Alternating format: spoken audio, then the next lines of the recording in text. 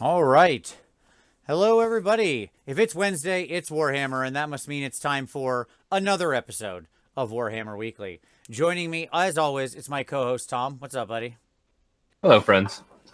Also joining us this week, his first time on the show, which is frankly a crime. I think we can all admit that that this is the first time we're having him on. It's the AoS Coach. It's Anthony. How you doing, buddy? G'day, folks. Wow, I can't believe I'm making a debut. I got a haircut this morning. I've dressed in my suit. I've got my Warhammer Weekly shirt. I am keen. I'm ready for to be invited back. So hopefully I do enough to make a first impression and get invited for a second interview.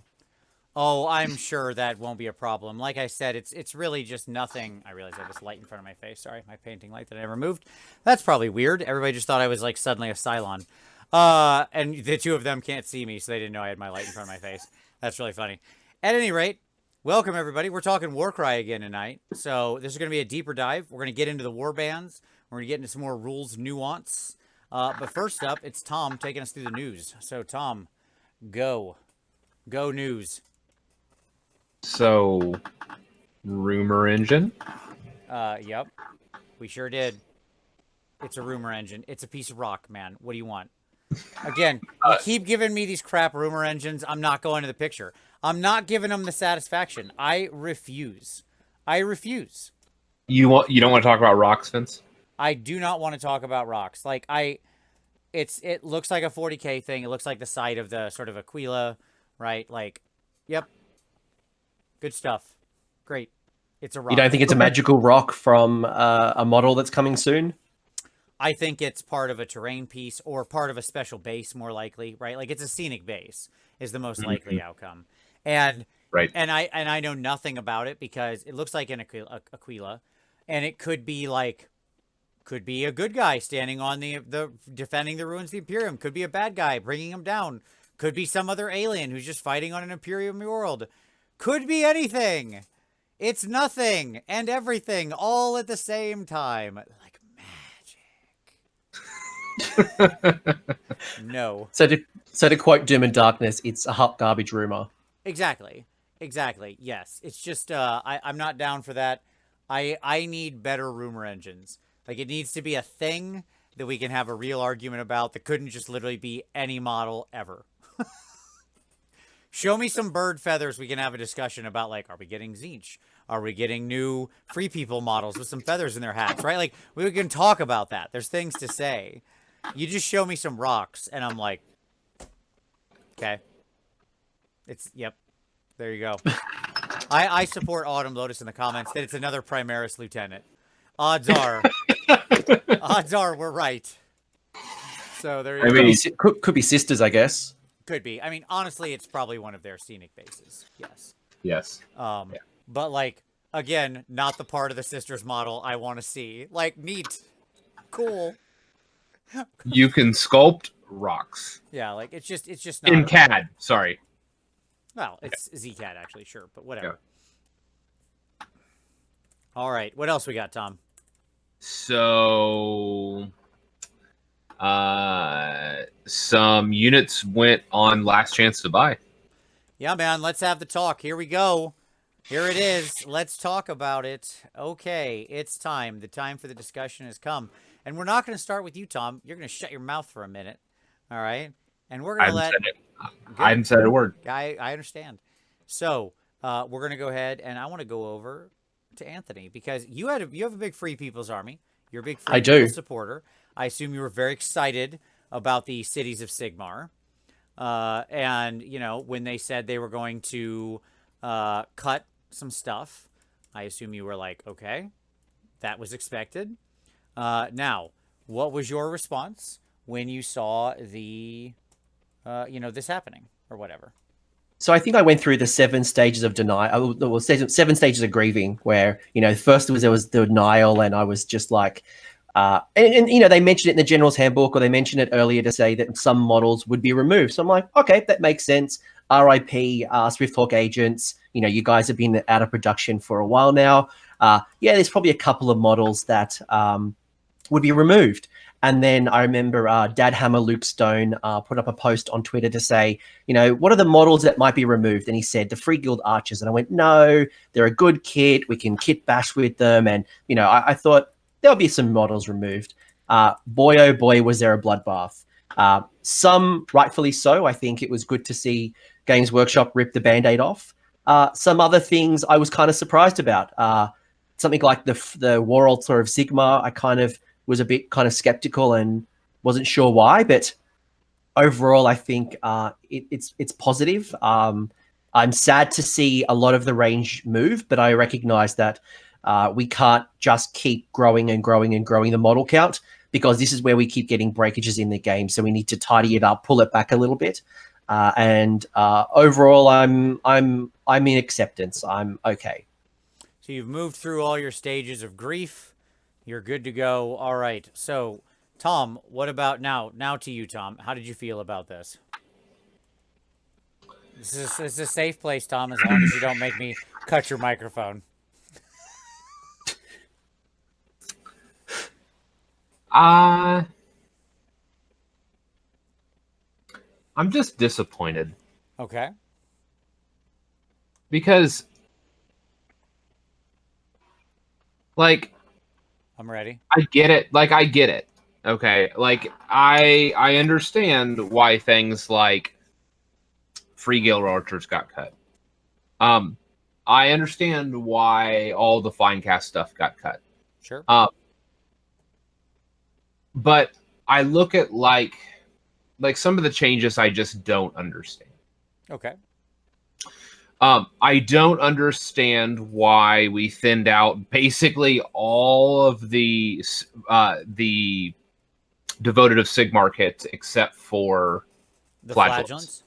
Yeah. You don't think that it's possible that there's a world where, clearly the flagellants are just going to be rolled into the cities book, probably, right? But you don't think it's possible that at some point we would get a Daughters of Cain style relaunch of that faction with new stuff? Not with any of this stuff. Like, they use the flagellants basically like witch elves. Or how about this? Let's call it Iron Jaws, because that'd really be the good analog, right? Because Iron Jaws started off one kit. You had Black Orcs. Right. They became Hard Boys.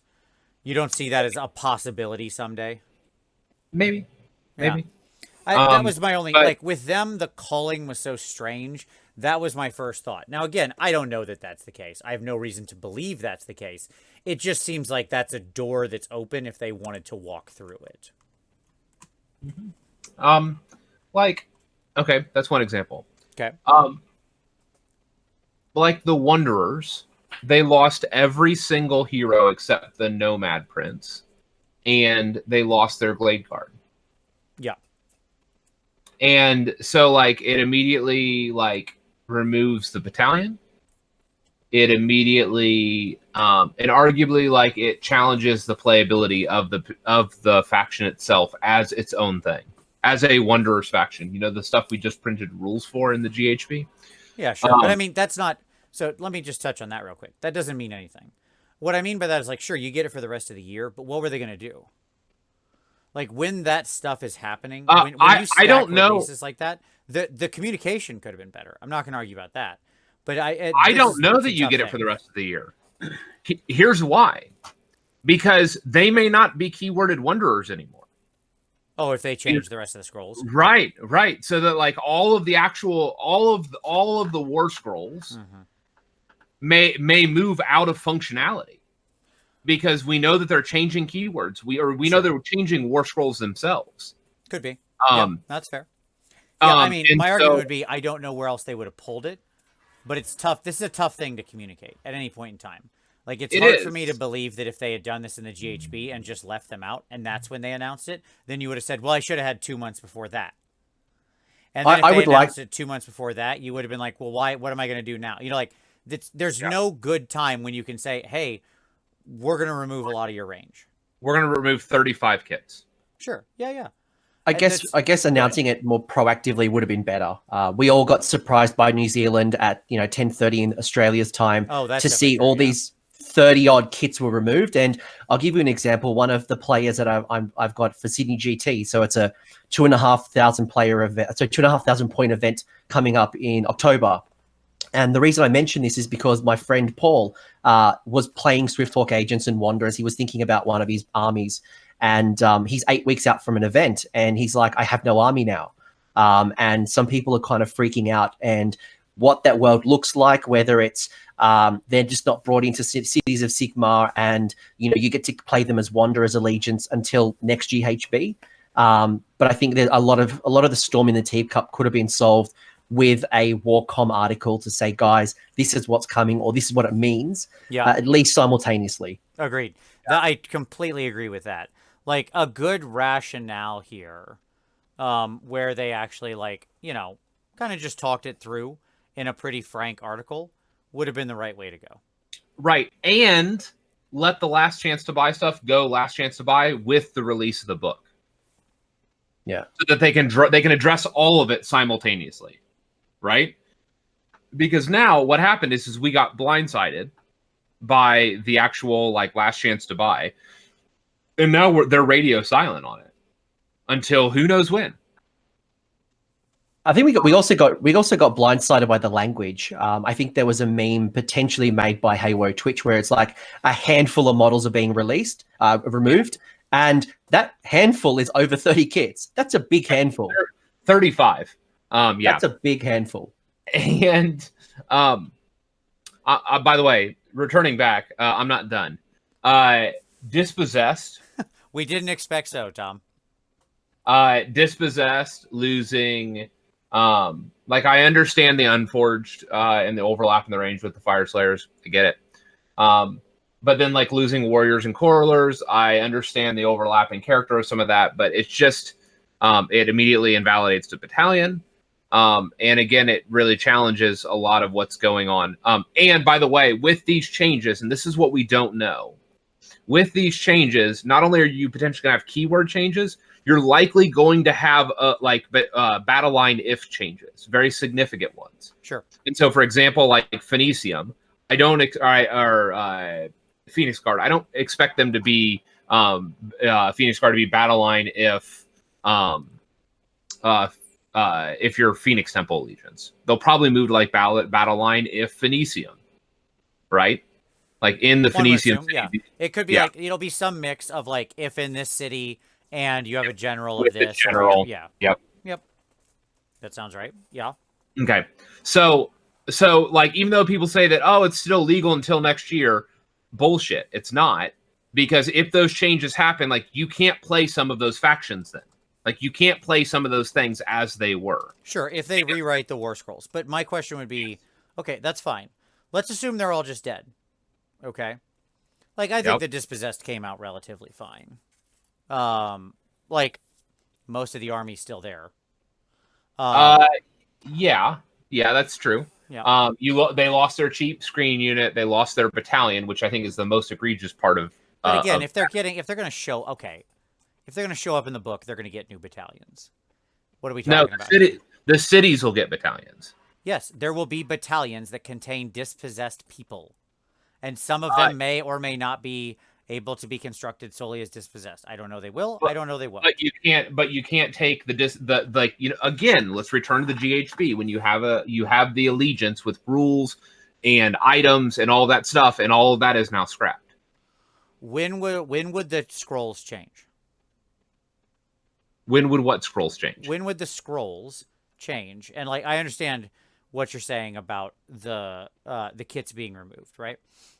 Yeah. Like right now, all of those rules as of right now are still legal. Yes or no?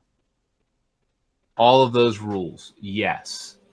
Like they're all still in the app. They're all still in the army builder. Yes. They're all still legal as per the GHB. No book has come out to invalidate them.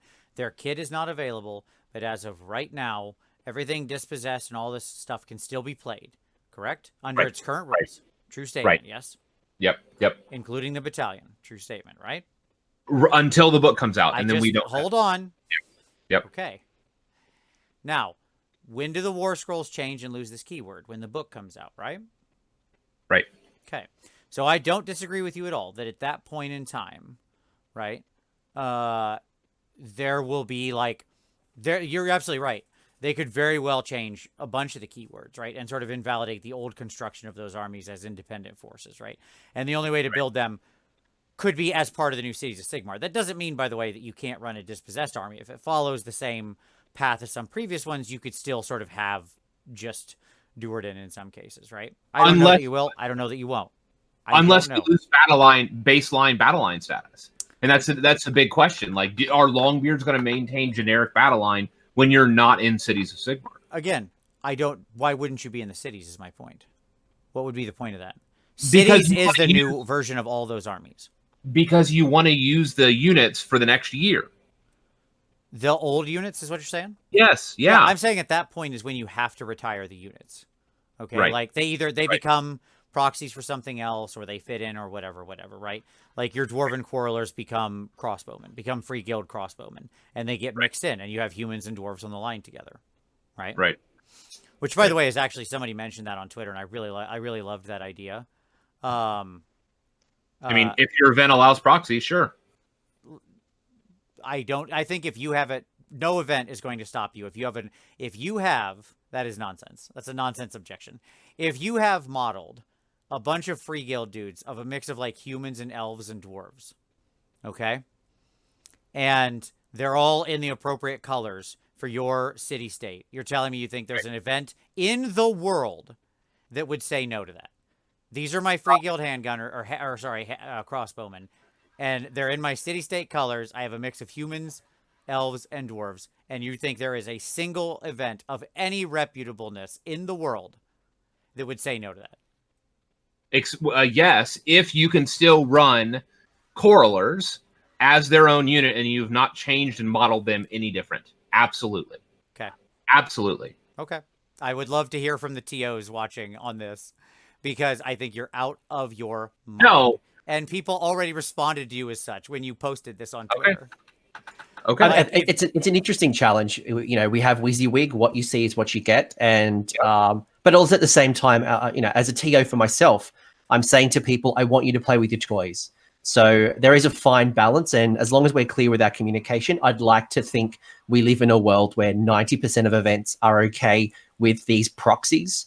But so can I play a Death Army? Like, so would you have a problem, Anthony, if I showed up We're not play going to try to play. We're not going to play this game. No, this is creating us. I want to go off the line here. I am literally. I have the models right in front of me. Let me ask a question. Go for it. If I show up to an event and I say I have this unit of 20 Black Knights, okay, and it is a mixed of the modeling is mixed of one of like 50% Black Knights, 50% Hex Wraiths, 1-to-1, right? Sure. Would that be okay at the event? So are its own legal unit, and so assumingly you've painted them all to match, right? Because that was part of my example. You didn't keep them as Hex Wraiths. You painted them all to match. Well, no, but they're modeled as Hex Wraiths. Doesn't matter. You painted them all to match. In my example, you painted them all to match. If you want to keep your example the same, then keep your example the same.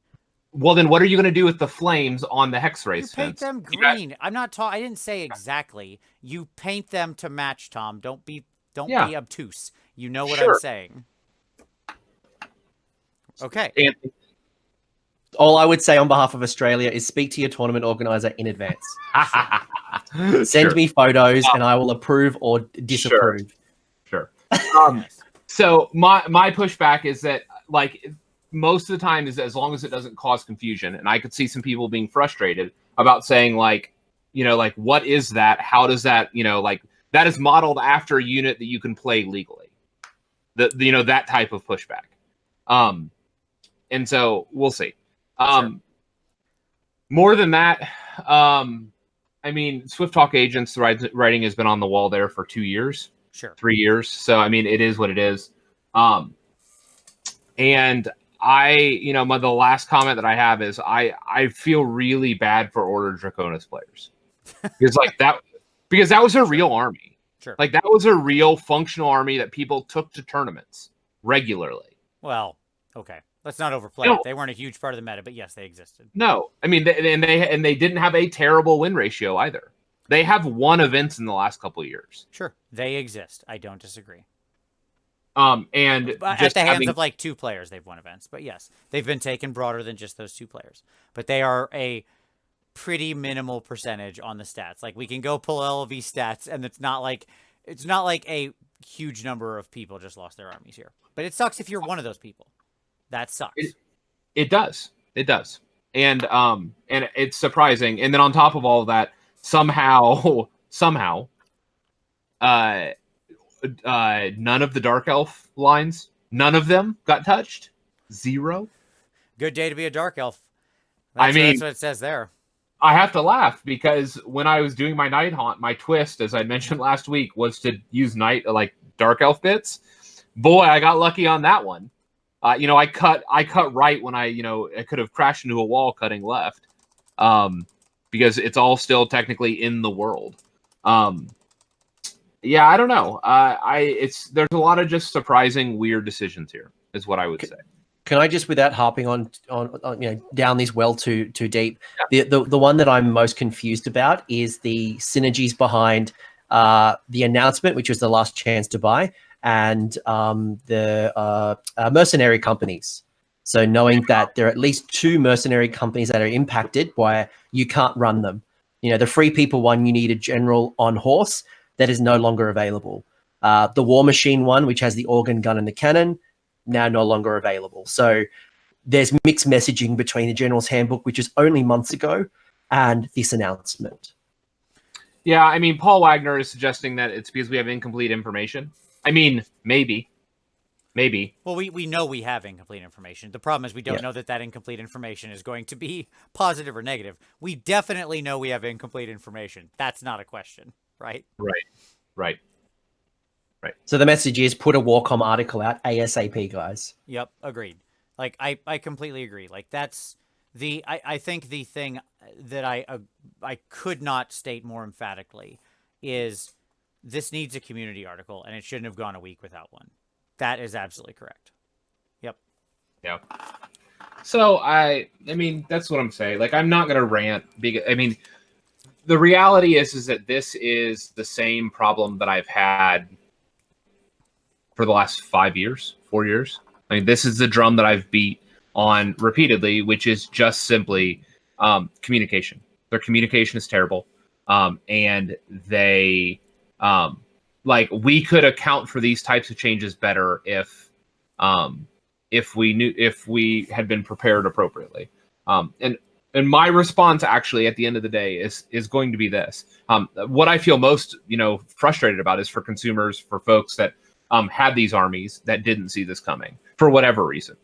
Sure, but again, no matter where you announce it, that will be the case. Because there will be a point in time where you just now all of a sudden say, like, these things aren't around anymore. Right. So here's my response. Sure. What I'm going to do is, I've already talked to Rob from Honest Wargamer, and my plan is to come up with a product guide. I don't know if you guys have seen on Mac Rumors or other websites like that have a buyer's guide. Okay. And to rate basically all of the outstanding kits in a green, yellow, red rating. Okay. Of how dangerous it is to buy this product at this point in time. Gotcha. Based on likelihood to change, discontinuation, when the last book was released, and things like that. Just so that consumers can be aware that you may be buying into a product that may have a shelf life of 2 months. Sure. Okay. Fair enough. Good solution. I like it, Tom. You're trying to be part of the solution. At least you're not just saying nothing. You're doing something, and that's a good thing. All right. So with that all being said, let's leave that behind. Okay. And let's move on to happier things. There you go. I like that idea, and now let's move on to to other news and stuff that we're here for. There you go. We had our big discussion about it. I wanted to make sure we aired that time because it's important, because I do feel that there are opportunities for improvement there. There you go. Yep. Don't sell the farm just yet. We don't have the information all. Oh, sure. Absolutely. Yeah, sure. Yeah. And it could get better with more information. 100%. Or it could get worse. All possible. Yes. Okay. And then let's move on. Beastgrave, we finally got some nice, clear, crisp images of the two new factions. Oh yeah, They're hold on. Yeah, the- and one quick thing just to connect the last thing to this thing. Yeah. I cannot believe that those Kurnothi aren't just the new Wanderers army. I mean, maybe. Maybe. Like, it makes me wonder, like, I don't know that it would be added to the range. It makes me wonder if they're going to start over. Is there any Warcry warband that doesn't have representation in a full army in AoS? What do you mean, Warcry? Like, is there any Warcry warband that exists, or not Warcry? Sorry, blah, blah, blah. Is there any? I'm sorry, Underworlds? on the brain. Thank you. Yeah. Is there any Underworlds warband? Thank you very much. I apologize, everybody. That's why I was confused. No, Thank you. that's super fair. Is there any Underworlds warband that doesn't have a matching AoS army? Only the Kurnothi now. Well, your Dark Oath technically. Are they? But I mean, they're technically yeah. slaves to They're darkness, kind of like right? they're kind of band-aid slaves to darkness. Very aesthetically different. Yeah, I mean, but they're yes. marauders, right? I mean, they do have the slaves to darkness keyword, right? Yes. Yeah, I mean, essentially they are, but like you look at Dark Oath, they're very yes, like Kurnothi definitely the most independent. Yeah, like Kurnothi, I assume, will have some kind of tie-in to the Wanderers. I would guess. But like, here's what I'll say: if Wanderers players, and I'm not saying, well, I think this will be the case because I feel it would be weird. Like, the Godsworn Hunt just felt like more in the weird ongoing saga of what the heck Dark Oath is in Slaves to Darkness, right? And like they're still there. They're in Slaves to Darkness, but they're like, admittedly, they're weirdly like Slaves to Darkness isn't really an army right now anyway. So it's hard to say they're part of an army, right? It's an army in name only. You know, but the kind of feels a little bit band-aid at the moment until the rumored, undivided type book. But yes, Kurnothi is definitely that most independent. Where do they sit outside of Underworlds? right, and like even Mollog, who's weird, he's just firmly Gloomspite. I mean, he's in the book, right? The big Mr. Big Mushroom Head troll. So, Yep. at any rate, my argument would be that this is the shape of things to come for what is Wanderers. Like, I don't know what they keep. I don't know what they kill. Okay. But, like, you'll see some stuff in cities, and then they'll do a full Kurnothi release. Like, it will be the Night Haunt to the city's legions, would be my argument. Yeah, maybe. Like, possibly, is what I will say. Yeah. Yeah, possibly. Your internet just got real bad. Go ahead. I can see this as the testing of the waters. So if they are going to expand the cities or bring back some of the older factions reimagined, they can drop these little warbands in, whether it's Warcry or if it's going to be in Underworlds, see how they sell and expand the range in 18 months' time. I think we might see a few more of these down the track. Yeah. No, I mean, these first two warbands were amazing. Like, the Kurnothi were such a wonderful... The reason I really think they herald a new Wanderers release is because what the sculptors love to do is, like, herald back to aesthetics past and, like, pay homage to them when they relaunch new forces. And, and like, those Kurnothi are definitely playing at, like, the 80s Wood Elves Mohawk, colored Mohawk aesthetic, right? Like... That's definitely what's going on there. So it feels just like when I look at the tea leaves, admittedly, it's just tea leaves. But my strong feeling would be, yeah, that's a new army waiting to happen. Yeah, and I mean, and I know some people like it. I've also heard a lot of people not like it. Good. So, good. Yeah. Like KO and like I'm happy to see forces like that come out. Not every time, but often enough. And new armies, I want to have a lot of character. And the more character you shove into something, the more you're going to provoke strong reactions, definitely. Yep.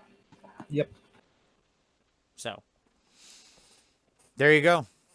Does Warcry really need 2 weeks of coverage? Yes, because we have to talk about all the warbands, which we didn't do last time. That was a question in the comments. Answering it directly. We're here to talk, well, clearly we'll talk about Warcry at some point, but it's fine. We got plenty of stuff to talk about. Okay. At any rate, yeah, those two look good. Those new, the new like Ungor and Gore in the Beast of Chaos kit looked really good. I dug those. What'd you think of those, Anthony? I think they're great. I think this is. I'm not a big fan of Underworlds. I played it. I tried it. Probably not my game. Warcry is definitely more of my game. But the models are top notch, and if nothing more, painting opportunities. Yeah. And who knows? They may lead into a Beast of Chaos or another army. But I really like the aesthetics of both the Kurnothi and everything we're seeing so far. Yeah, agreed. I was so surprised that we didn't all call back to like seeing that lion and sort of put it together when we saw when we saw the outlines that looked wood elfish and we just saw the silhouettes from the first video, right on like the open day or whatever. How did we not put it together that lion was like immediately going to be part of that and that it was what it was? I felt like I really let myself down there by not thinking about it harder. Should have seen that one coming. Everyone just jumped up thinking it was the light elves. They're like, "Oh my god, the lion kind of aesthetic from the high elves is back," and that's the direction they're going. So, and they're like, discontinue. Yeah, sorry. Yeah. Any wrestling fans out there? Was a Vince Russo swerve. This is like, nah. All right. So, gentlemen, any other? I have one other piece of sort of news that trends into my pick of the week. So I'll wait for that. Unless are we at the end there, Tom, or anything else we need to talk about? No. I mean, the only other piece of news that we need to do is just congratulate you for your sweep this last weekend at Gen Con. Well, thank you very much. Thank you. So, for those that didn't know, Vince took like, I don't know, every category. No, that's like, not true. He took, Ordnance, Unit, Chibi, Bust, and am I missing anything? And Best. And then you took Best in Show. With the Ordnance? Is that the one that took Best in Show? No, actually, the unit did. So. Oh, okay. Yeah, that was your Nurgle Death Watch unit, yeah. Death Guard. Absolute massive congratulations. I saw the pics and that's outstanding. Well, thank you very much. I appreciate that. It was great. The competition, I want to give a shout out to Lynn at Metalhead Minis. I'll include the link down to her. She has a Twitch channel and a YouTube channel, and she's awesome. She ran the whole event. She gave me really good feedback. To Anthony Rodriguez from Pirate Monkey Painting, who gave me incredible feedback, spent a lot of time with me going over like, the chances to still continue improving the pieces, which I cannot explain how much I value. Like, it never matters where you are, how good something does. A piece can always improve. You can always learn. And he was so nice to spend, maybe 20 minutes with me after when I was picking up my piece on Sunday, going over everything and just really giving me some good critiques, some good actionable, clear, solid feedback that I found unbelievably valuable. So check out Pirate Monkey Painting and check out Metalhead Minis. Lynn did an amazing job running the show, running the hobby events. I obviously taught a lot of classes there too, and everything couldn't have been more smooth. So Gen Con was wonderful. Looking forward to Nova in a month. Got to clean all those pieces up before I take them on. Got to act on all that feedback before they go compete again. So there you go. All right. Quick other notes. NashCon is in 2 weeks. Hey, Tom. Hi, Tom. Hi. Hi. Tom doesn't get to go to NashCon. Your camera's weird right now. I don't know why. You're not like Anthony comes through crystal clear. Your camera's fuzzy. I mean, you're still fine. You're just a little fuzzy. You haven't broken up or gotten choppy or anything. At any rate, Tom is sad because he doesn't get to go to NashCon. Look at the look on Tom's face right now. See that sadness? Don't be like Tom. Don't have a sad face. Some spots opened up for NashCon. 2 weeks. Nashville, Tennessee. David scored some additional space in the hall. So there are more slots. Don't be a sad face like Tom. Come join us. I'm going to be there. Rob and Scrivo are coming in, which is going to be awesome. It is going to be an absolutely amazing time. It will be my first chance to take my Slaanesh out to an actual tournament instead of just playing them in my basement. I am sure I will do terrible with them and wreck the curve. I can't wait for that. I'm going to, by hook or crook, I will bring those Slaanesh game win numbers back into line. I mean, that's going to be really tough, Vince. That's all I'm saying. So that's going to be a really fun time. And if you're anywhere near Nashville or can get there, I mean, look, it's like an 8-hour drive for me and I'm making it. So you can do it too. That's all I'm saying. It's an amazing event, folks, and the fact that he had a huge wait list, and now that whole wait list has been opened back up, and they even have 5 new spots because of the space limitation. We're getting honest wargamer coverage. It has a really unique list format that a lot of TOs don't run, which I really like. I love David's format on lists. You take 2 lists, and at the end of the match, you blindly, without the opponent knowing, you choose which list you're going to run, and they choose which list they're going to run. And so and they have to be the same allegiance, and so it actually creates a really interesting dynamic for very one-dimensional armies, because it allows one-dimensional armies to diversify in their list construction. So, yeah, it's awesome. It's such a good format. I wish more people would adopt the dual sort of army format. And the key is you don't have to have 4,000 points or something. And if you're thinking that, the list could be as different as a couple magic items different, or a couple, or spells or whatever, right? Or it could be a whole 1,000-point sideboard, and that's fantastic. I've done both versions of that and had fun both ways. One year with my Iron Jaws, I knew I had one Iron Jaws list. I just varied magic items. The year before that, I took 2 incredibly different Tzeentch lists and loved it. So, yeah. I borrowed a bunch of Dave's stuff last year, actually, for my Sydney GT 2018. He had, I don't know if he's running it this year, but he had these alternate hidden agendas where he had a deck of, I think it was 19 different agendas. And instead of you choosing, he actually dealt you a deck of cards of up to 7 or 9, and you got to pull them out. So everyone had a different set of agendas, and they were very highly rated. So NashCon is definitely on the... Did you create them? Yes. Yeah. Tom and I made those. Yes. God damn it. You guys did really well. That was really good. Well, good. I'm glad. And yes, they will be back again this year. But I'm super glad to hear they were enjoyed. That makes me very happy. I'm trying to pump up Dave's event. NashCon, you're I created that. Dave's a nice guy. He's a good guy. Go join him. Dave's wisdom is like Henry Ford. He realized to surround himself with people who are going to do good work for him. And then he took it, and he gets to be the brains. That's okay. I'm all right with that. He can take all the credit. He is the one who used them. And by the way, Dave has done an immense amount of work for this, as have a lot of people around him who've supported him and all this stuff. So it's going to be one amazingly fun game. Or tournament. And it'll be a wonderful showcase, by the way, for 3D printing if you make it out. Yeah. Because basically all 60 tables, or however many tables he's going to have, some ridiculous number of tables, are going to be filled with 3D printed terrain by Anthony Polcastro. And so it's going to be a veritable showcase of 3D printed terrain. And David has painted that stuff up beautifully. Yes, and as somebody's pointed out, that it's not in Nashville proper; it's in Franklin, which is about 20 miles south of Nashville. It's in a very nice area. It's just a really nice location for the con. There's lots of room. There is a bigger con, so there's exhibitors there and stuff. You can buy stuff. So there you go. Check it out. Okay. Cool. Final thing, which goes into my pick of the week. So I finished up that dual piece, and I had shared it out some time back. It competed this last weekend. And it'll go again to NashCon and eventually to Golden Demon, hopefully getting better every time. And I wrote a big article for it with Jay Martin, who is a really, really great guy and a really great a really great content creator and just awesome artist and all-around dude. Puts out a magazine called The Illustrated Fantasy Artist. And he invited me to write an article about it. So if you want to see a write-up with some work in progress photos of how I came to make the piece, there's a big article in there. I'll include a link down to that. There is a cost to this magazine because this is how Jay makes a living, but it has not only that article from me, it's also got an awesome article in this issue from Secret Workshop, the guy who made the troll that took the Slayer sword. He walks through his process for making that. Honestly, I am a bonus in this situation. Look, you're not buying it in that case for me.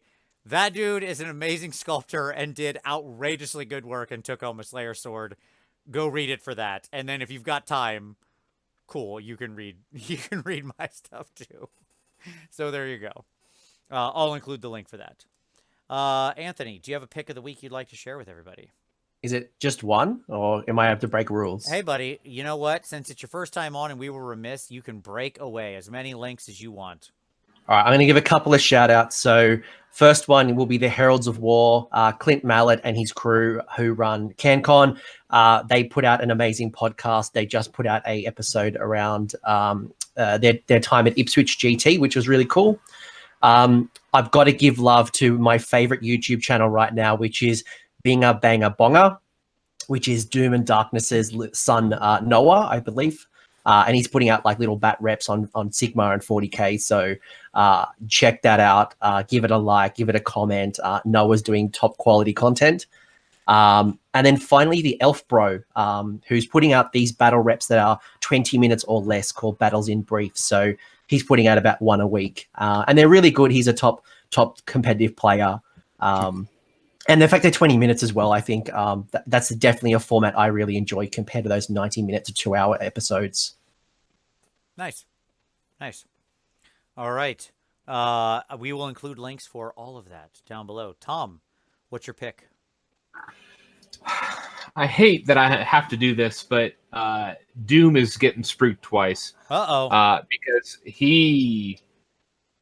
Doom, he put out a wonderful bathwater video, and that's all I'm going to say. Oh no.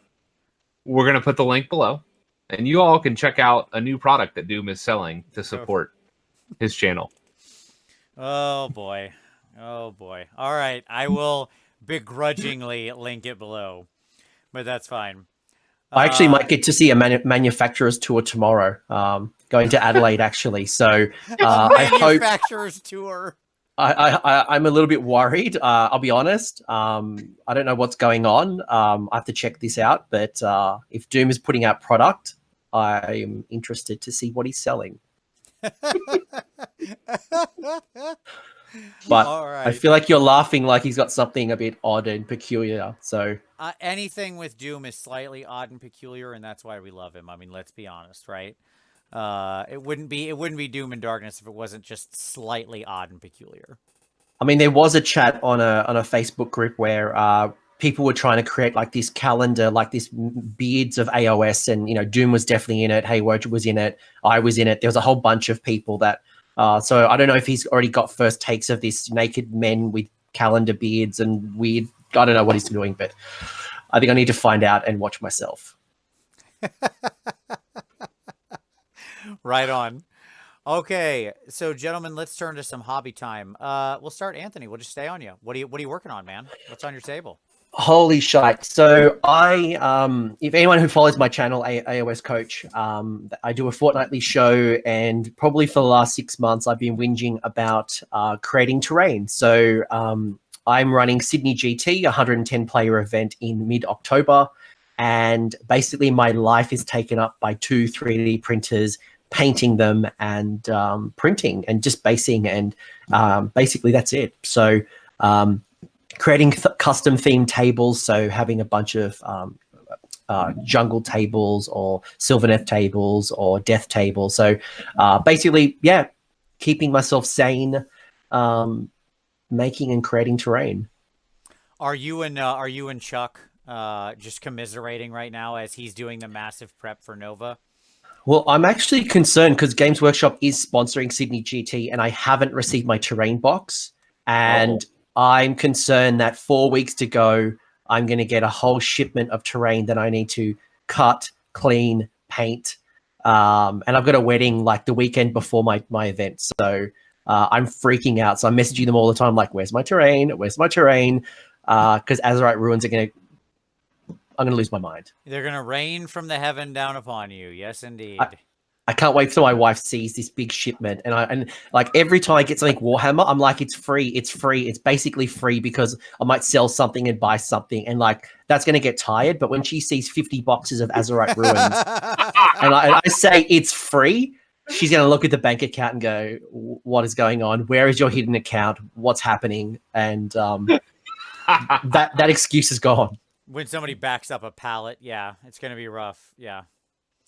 Well, we'll hope for your safety, and hopefully the terrain arrives soon. I may be looking for somewhere to live as well. So if anyone in Sydney has got a house that I can stay at when my wife finally loses it, please let me know. Right on. Tom, what's on your desk, buddy? What are you working on? I've been trying to get my Nighthawk and prepped for Havoc. And I've spent a lot of time putting together warbands for Warcry. So I've been gluing and cutting, and I'm working through my Cypher Lords right now as we speak. And did you know the one lead Cypher Lord guy has 3 arms? No. What? What? Yeah. Where's the Yes, third arm? I don't see Have you it. guys, have you guys put them together? No, I'm just looking at the card. I haven't put my Cypher Lords Yeah. together yet. Yeah, it's behind the cloak. The cloak the with the fan. Uh-huh. That's like he has a hidden arm underneath there that has a flask of like, so like it's super Zinchi. Like super Zinchi. Nice. He has like a chaos arm holding like a flask of like bomb, like a bomb under his cloak. There's 3 arms. That's neat. Yeah, like I didn't even realize that was a thing until I'm gluing this arm and I'm like, oh, that's definitely a thing. Oh shit, he does too. So I'm just looking on the Games Workshop, like the rotating 3D. Like, holy crap, he does too. What? Yeah. He has a hidden arm under there. And fascinatingly, like as I'm putting him together, I'm realizing you could omit that 3rd arm if you wanted to, the way that it's modeled. Sure. Like the way that they've modeled it, like you could just not put it there and you wouldn't notice it's missing. They really should have featured that as a selling point. You know, buy the Cypher Lords, you get a bonus arm. Who doesn't love a bonus arm? With a bomb. It's holding a bomb. Yeah. So I'm putting those models together and they're fun. Nice.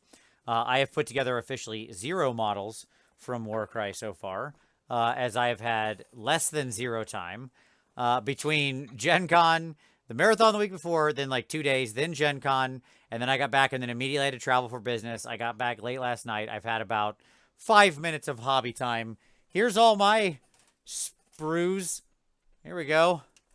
But now, see, Warcry sprues. There they are. Look at them. Hot Warcry sprues. And you know what? This one, don't need that one. Get rid of that. That's junk. Bunch of Iron Golem stuff. Somebody had reached out to me about taking the Iron Golems and the Untamed Beast off my hands. I'm very amenable to that. I do not want them. Vince, we'll talk. Okay. Sounds good, man. Yeah, obviously I'm going to keep the little birdies and doggos and stuff, right? Like those, the animals. Of course. But yes, I want nothing to do with the Iron Golems. Scuba Steve, you can get out of here. Fire that guy off the roof. Untamed Beast, you're gone too. Sorry, boys. But obviously all the terrain and the doggos, I'll keep those. Those are cool. So, yeah, but I haven't had even any chance to sort through it yet. I'm still working on that god-awful display board, a task that will seemingly never end because it's too big. I'm finally almost done. I should be done in the next day or two and then actually be able to do something else.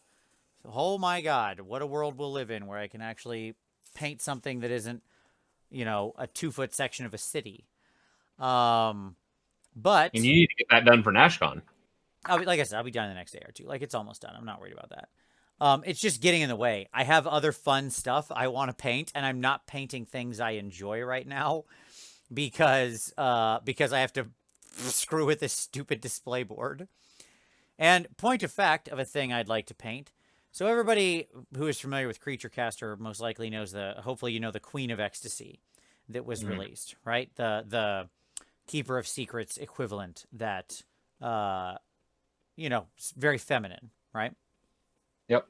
Mm-hmm. So later this month, they are releasing the King of Ecstasy, and this is one of them. You two can't see him, but too bad for you. So I don't have his arms modeled on him, and he has a little cape on his butt normally.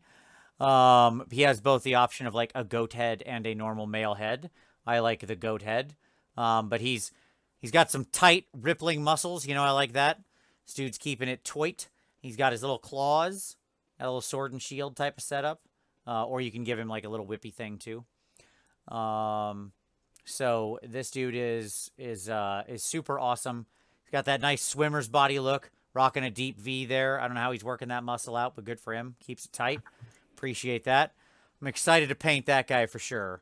That cannot hit the painting desk soon enough. So that dude is going to be sweet. Watch for him. I think he comes out. I think he officially releases like in a week or two. So watch for that. Yeah, that's awesome. That is so cool. It's such a good Yeah, model.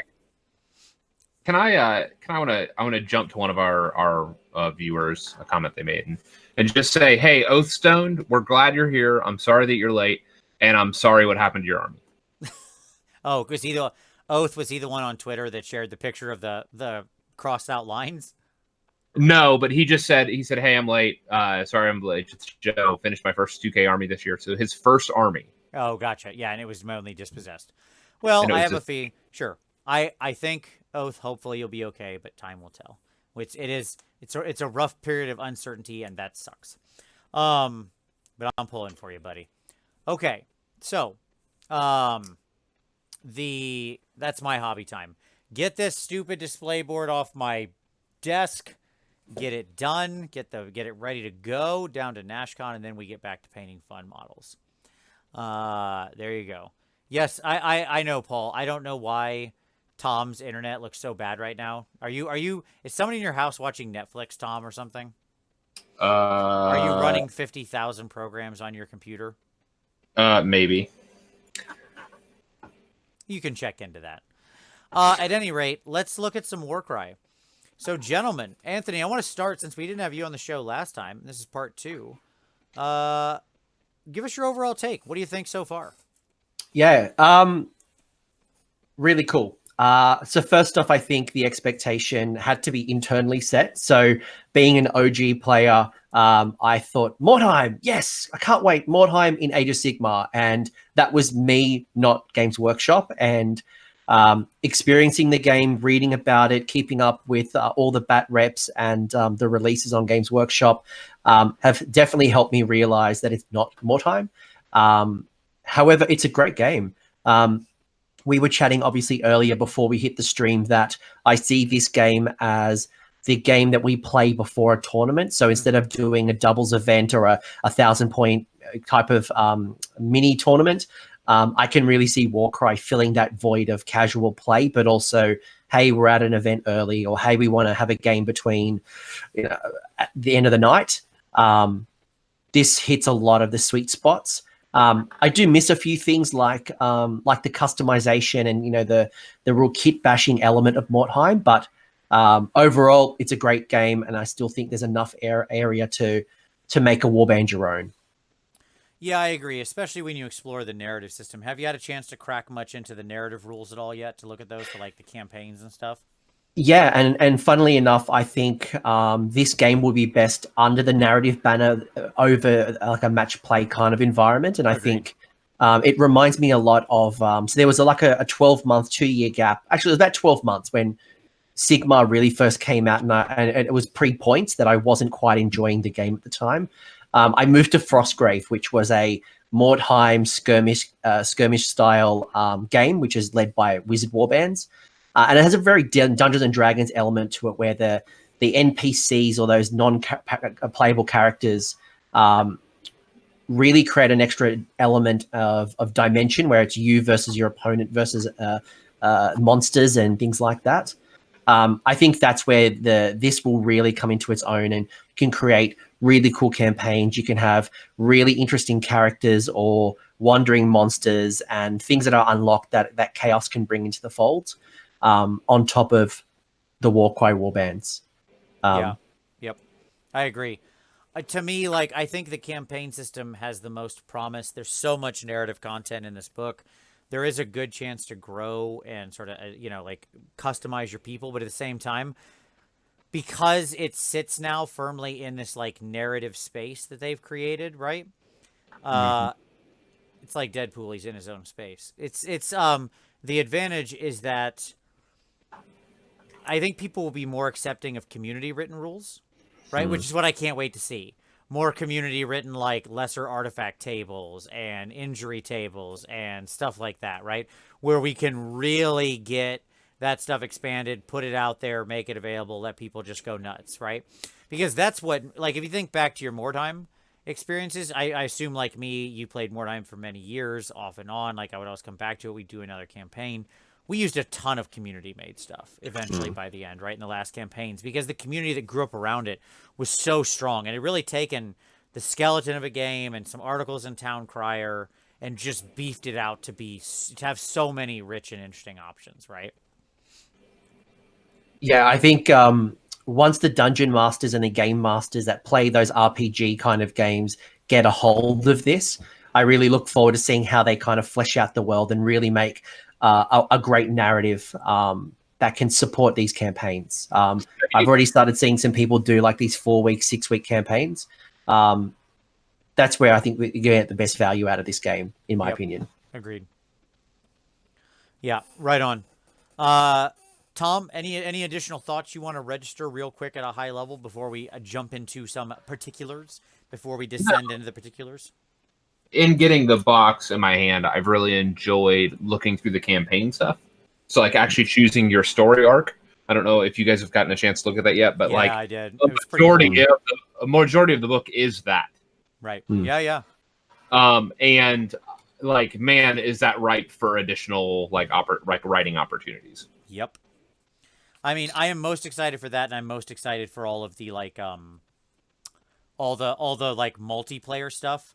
So like the Coalition of Death and the Triumphant Treachery. I've been reading through that. I'm actually hoping to get my first game in this weekend. I'm kind of hoping to do both. Like, I'm kind of hoping to get a quick Warcry game in and then play a full AoS game. We'll see how it goes. I want to get a couple more practice games in with my Slanesh before I head down to the tournament. But if push comes to shove, honestly, I'll probably play some Warcry first. But we'll see how it all works out.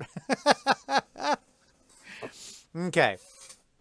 So I think I'm just excited by the potential, right? Like, you know, there could be a season 2 of this, which is then the destruction side of this, and, you know, all fighting in the pits and barbaric humans and all this craziness. There's so much opportunity in this space, and I'm glad they finally got to a skirmish game that we like. Yep. It took 3 shots, but they hit it for me finally. 3rd time's a charm. There you go. You nailed it. Way to go. We just had to get Sam behind us. So there you go. I would say great work, Sam. Yeah. Thanks, Sam. Nailing it as always. That guy is killing it over there. A+ work. We all need to get together and send that guy a cookie bouquet or something. Everybody loves a cookie bouquet. So let's get into some particulars here. We covered a lot of like the rules and the basics last time, so I'm not sure that there's that much more we want to dive into here. If something kind of comes up that you think you want to touch on, that's fine. We certainly can. Have either of you gotten to build any of the models? Let me just jump back to that real quick. No, that's what I wanted to say. I wanted to actually talk about now that because when we first did it, I didn't have the box in my hand yet. I wanted to spend a minute just talking about the box and like the terrain and the models and stuff like that. I haven't gotten to build any of them, but just like looking at them as usual, I'm super impressed. Now, on the terrain side, you know I'm not a fan of terrain normally, but I seem to be stuck building it. I am very impressed by it. Like, the construction's good. It's not just the Azerite ruins. It is its own stuff.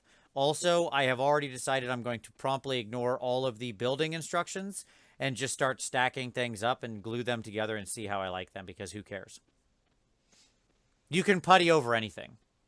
So I'm just going to start building ruins. Tall, ongoing ruins. I'm going to go grab the Arcane Ruins set that I've got that's extra, and I'm going to go put some of those in there.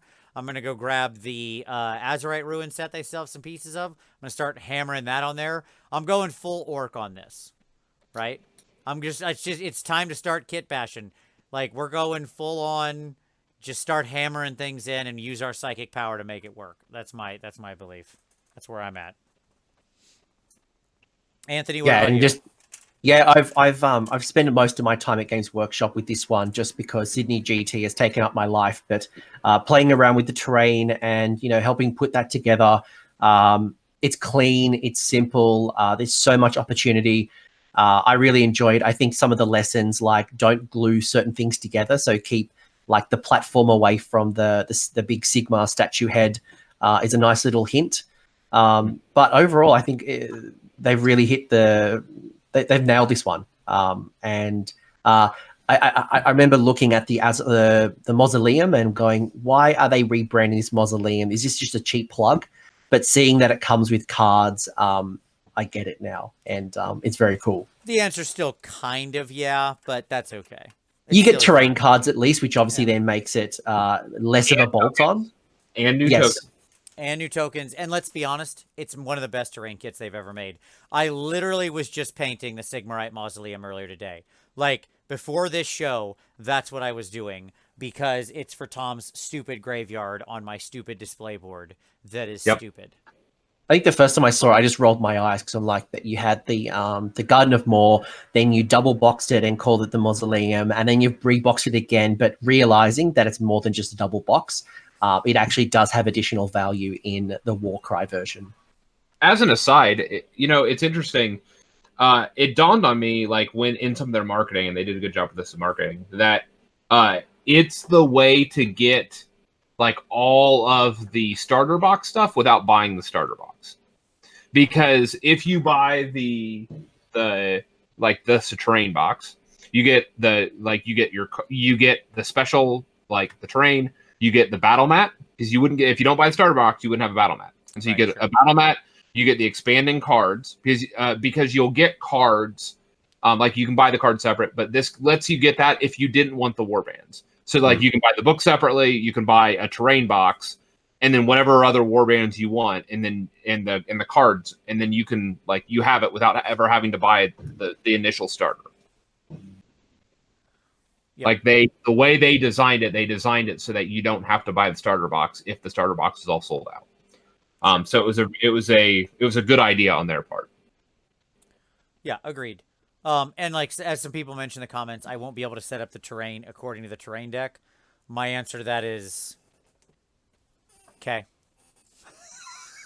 I wasn't going to do that anyways. Spoiler alert, I've never paid attention to those kind of rules, and I wasn't going to start now. How I like to set up terrain is very easy. I grab a bunch of terrain. I throw it on the board. I ask the other people playing with me, hey, you like how this looks? And they go, actually, I think I want to move this thing over here. And I go, awesome. So we're good? We're good. Game time. What time is it? Game time. So I'm good with it. That's fine for me. But, to each their own. I don't mind. You play your way. That's no issue at all. I'm not going to yuck your yum. But I do like a more free flow when it comes to this. That's me. Yes, the rebel. That's right. Living that rebel lifestyle. That's me. And yes, I think it is like it impresses me, the quality of just all of this kit. Even the little birds, the little dogs, right? Like all the dogs, I was looking at them. And I'm actually really happy with the quality of the dogs, and the flying dogs and the walking dogs. They're all dogs. They are all dogs. They're all dogs. So regarding the models, though, they had said that, like, they're not monopose.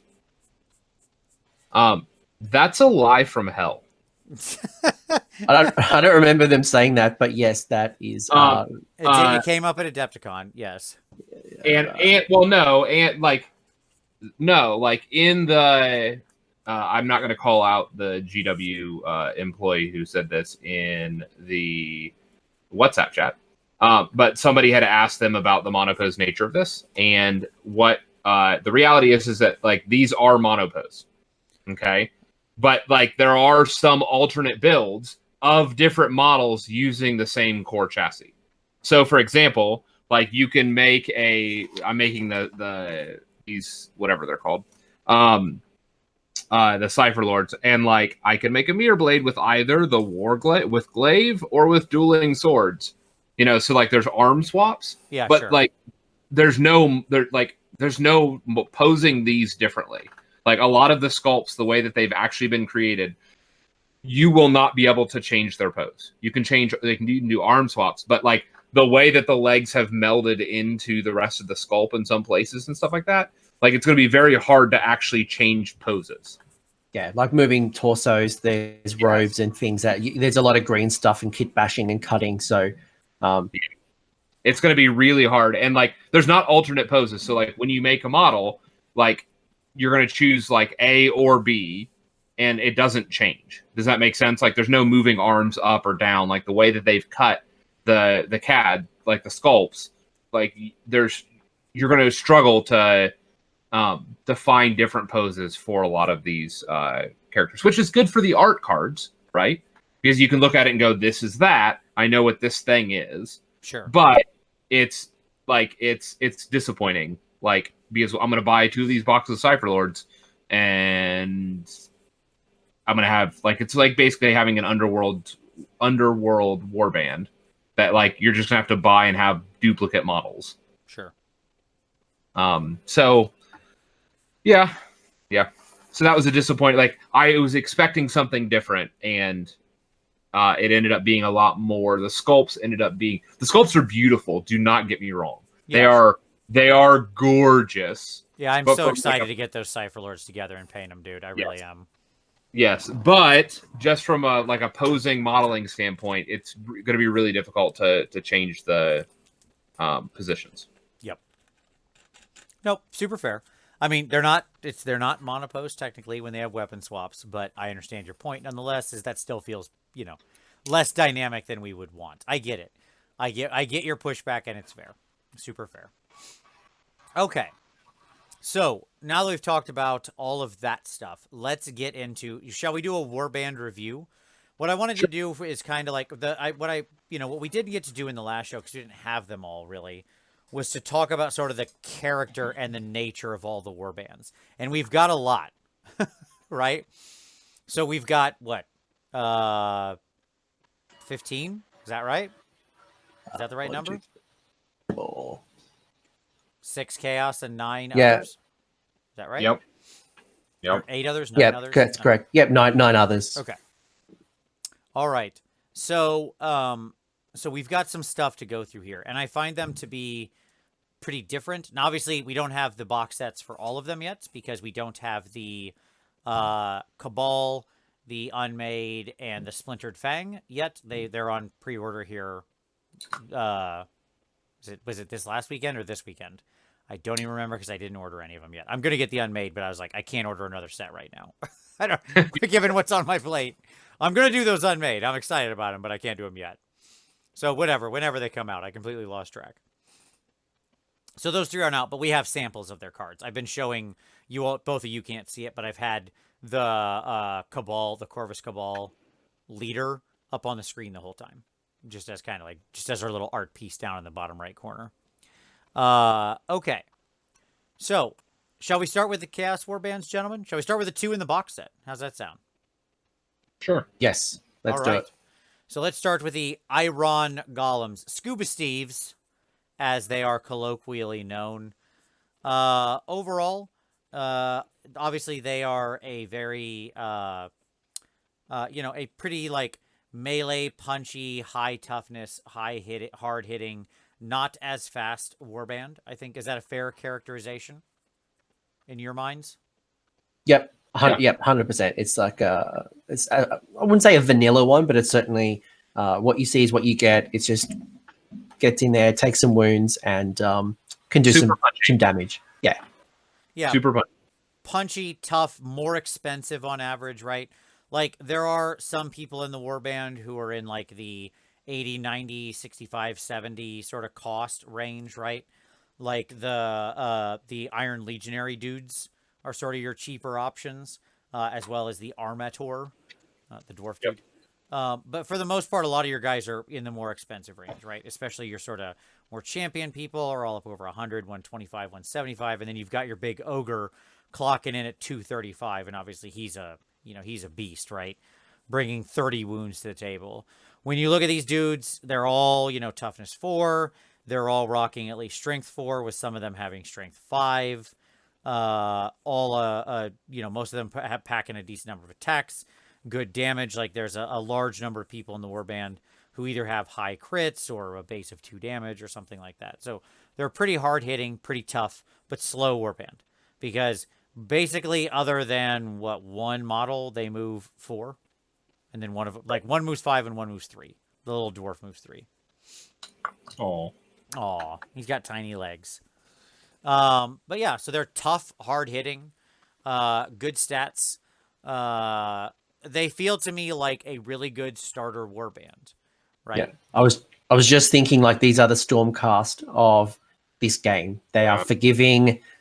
They are good at kind of everything, not masters of anything, but they are solid. Mm-hmm. Yeah, I mean, so somebody in the comments, Robert, shout out to Robert, who said they feel like the Goliath gang to the Untamed Beasts Eschers, and I do think that's actually feels pretty correct.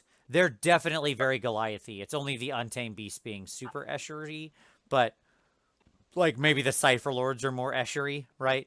But I get the comparison nonetheless. Okay. So obviously a lot of the warband is defined not just by their abilities. You're probably not going to have as many models. We'll talk about the more hoardy warbands.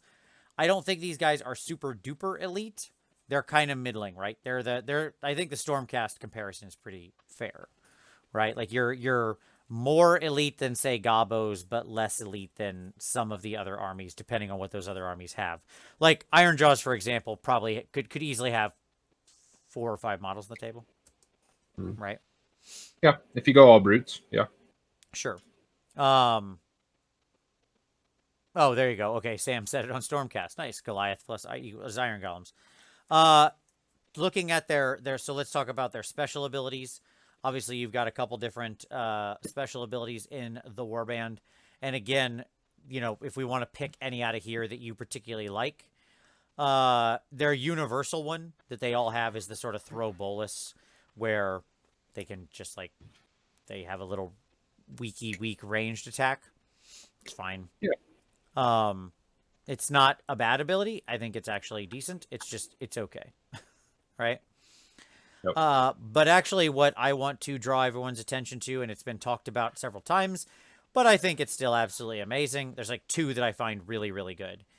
One is the triple ability, which is the living battering ram, right? Which is on Mr. Ogre Breacher guy. So that's your big boy, which is a triple. Until the end of this fighter's activation, the next time this fighter finishes a move action within 1 inch of an enemy fighter, pick a visible enemy fighter within 1 inch of this fighter, allocate a number of damage points to that fighter equal to the value of this ability. Fantastic. Just being able to run people over, damage on the movement is really good. Yeah. I mean, it's 1 to 6 damage. Like that's nice to soften a target up. Or to finish a target off. Sure. Right? Like the advantage there is you can just move up, kill a weak dude, and then smash the guy next to him if you have 2 people standing within an inch of your guy. Right? And that's kind of what you're actually aiming at, I think. Is, you know, yeah, we think about a lot of these things like, sure, even the goblins have like 8 hit points, right? The little weak goblins. She's not killing anybody outright with this, but good. That being said, it's a great option for just clearing the weak fighters away, right? And damage comes pretty fast and furious in this game, right? Like in the game, I admittedly I've only got to play 1 game so far, so I'm sorry everybody. Again, not a lot of time, but like I was shocked. You know, like I had this concept in my head that like it was going to be a fast and brutal game, but as it was going on, I was like, wow. This is so much more brutal than I was expecting. Just like people die, and it's awesome. It made me so happy. It's like Sigma game from round 2. It's like, you know, cut the movement. Let's just get straight into it and beat each other up. So what? Like, I wonder if with larger teams, like how much larger you could get away with on your table size. Does that make sense? Like, I don't think that we could ever move to like a full 48 inch by 48 inch table for 4 players. Like, obviously that would be way too huge with some of the movements, but it just makes me wonder, like what a 24 by 24 looks like, right? Well, wait. It's 22 by 30 right now. 22 by 30, sorry. Yeah. So, yeah. I don't, like a 36 by 36, like expanded to 3 or something? Yeah, 3 by 3. There you go. Sure, so if you had like 4 players or something, right? Yeah. It's also almost like Underworlds where you put 2 mats together and you all of a sudden you've now got a 4-player event. Yep. Yeah. The other ability I want to talk about in Iron Golem, because I think it is sweet, is Stand Defiant. So this is an ability that's key to your signifier, right? Which is the dude with the, like, I don't know, what do you call it? It feels like he's got an ogre gut plate kind of on the end of a stick, right? Like that's kind of what it looks like. The best sculpt from the Iron Golem is the sprue, Paul, to answer your question. Because all the rest of it I'm not keeping. But I like the drill masters. I think that whippy kind of aesthetic is kind of cool. oh, yeah, sure. The girl with the the whip chain ball swinging around her. Yeah, she has the only quad ability in the warband. So, and it is absolutely just crushing. Like, she's good. Yeah. But, you know, quad abilities are quad abilities. You're almost, like, most of the time you're going to be wild dicing to pull that, right? All right, so the triple ability I like is Stand Defiant. Until the end of the battle round, add 1 to the toughness characteristic of friendly fighters while they are within 6 inches of this fighter. And, like, the key with that is, on this board mat, that is so much space, right? Like, that is a shockingly huge bubble he's putting out there. You don't think of it that way, but it's nutso. And it turns the entire warband into, like, toughness 5-6, because there are multiple toughness 5 people in the warband. And suddenly going up to, like, 5-6 toughness means that almost everybody in the game is on, like, 4s or 5s to wound them. It gets way harder, right? And that's probably good to call out for anyone who wasn't on the last stream or hasn't caught up yet, is that modifier only really goes to +1 or -1. It never really goes any higher or any lower. So having that consistently is gold. And there's quite a few, let me just say that there are quite a few warbands that have that +1 toughness bubble. I've come upon multiple warbands that have that. Let me say that. Sure. It's just solid in them because they're starting from a nice high base toughness. Right. Yep. Because, like, you've got both your ogre breachers at toughness 5 base, as is your normal duder, like your normal 80-point Iron Legionary. Legionary. I don't know how you say it. The guy with the hammer and shield, right? Because you can build that dude as either twin hammers or hammer and shield.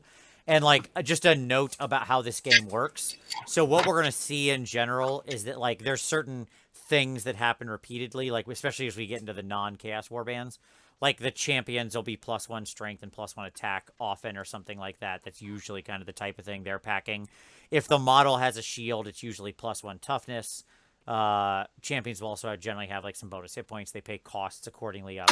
The champions, I just mean, like, you know, it'll be the name of that thing, right? It's the specific named model of it. So a good example of this is, like, in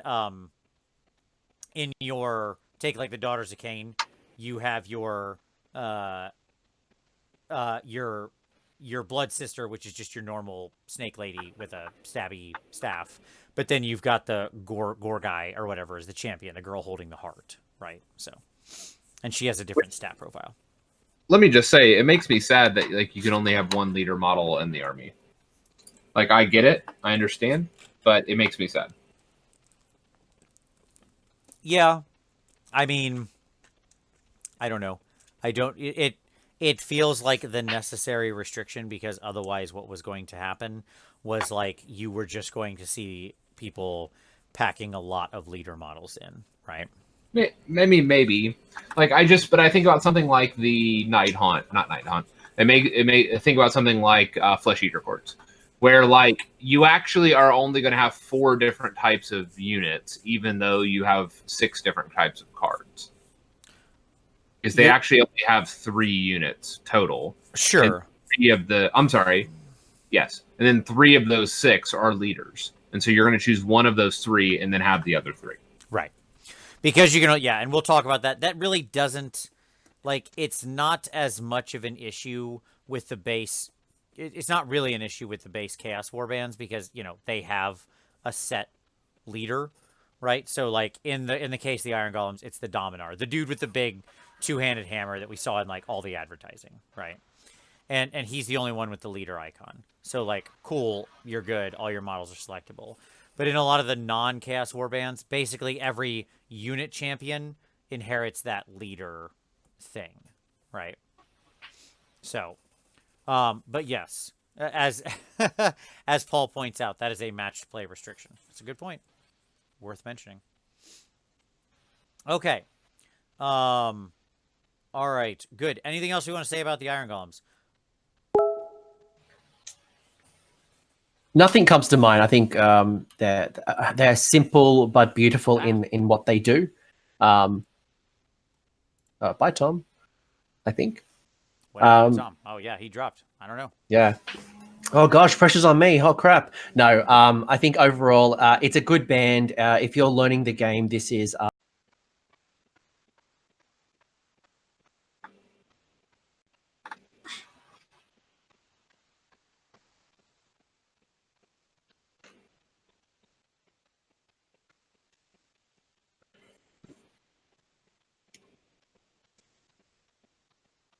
I'm glad everyone enjoyed their intermission. You got some popcorn, you visited the bathroom, you are ready for the meat of the episode.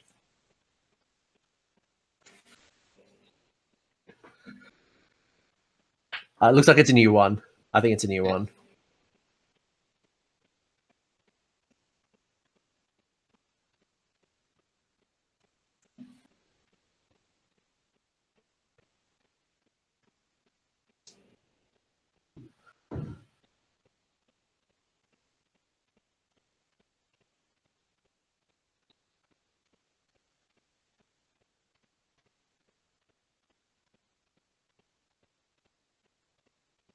And I was going to say, I can hear you loud and clear. I can hear you. But they can't. They can't hear Vince. I can hear you, Vince. All Vince is saying is that he's an amazing painter and the best thing since sliced bread, and he'll be coming to CanCon in Australia, and we're going to treat him well. We actually may not even give him back. He might just become a resident.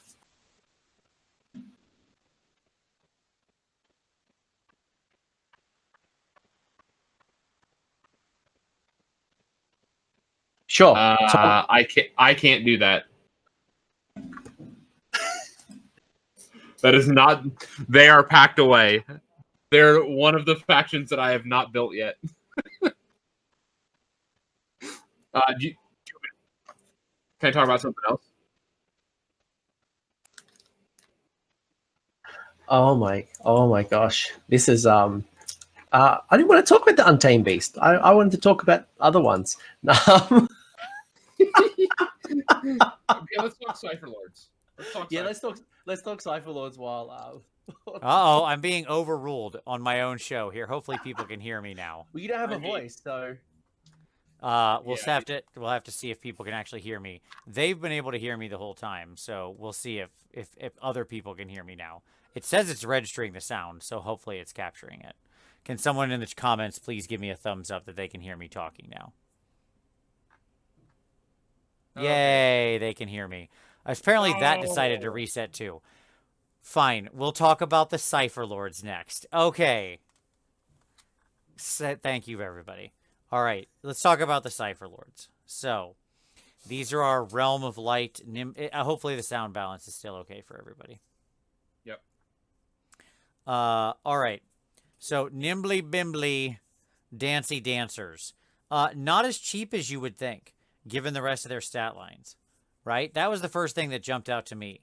More expensive than I would have otherwise imagined. Right?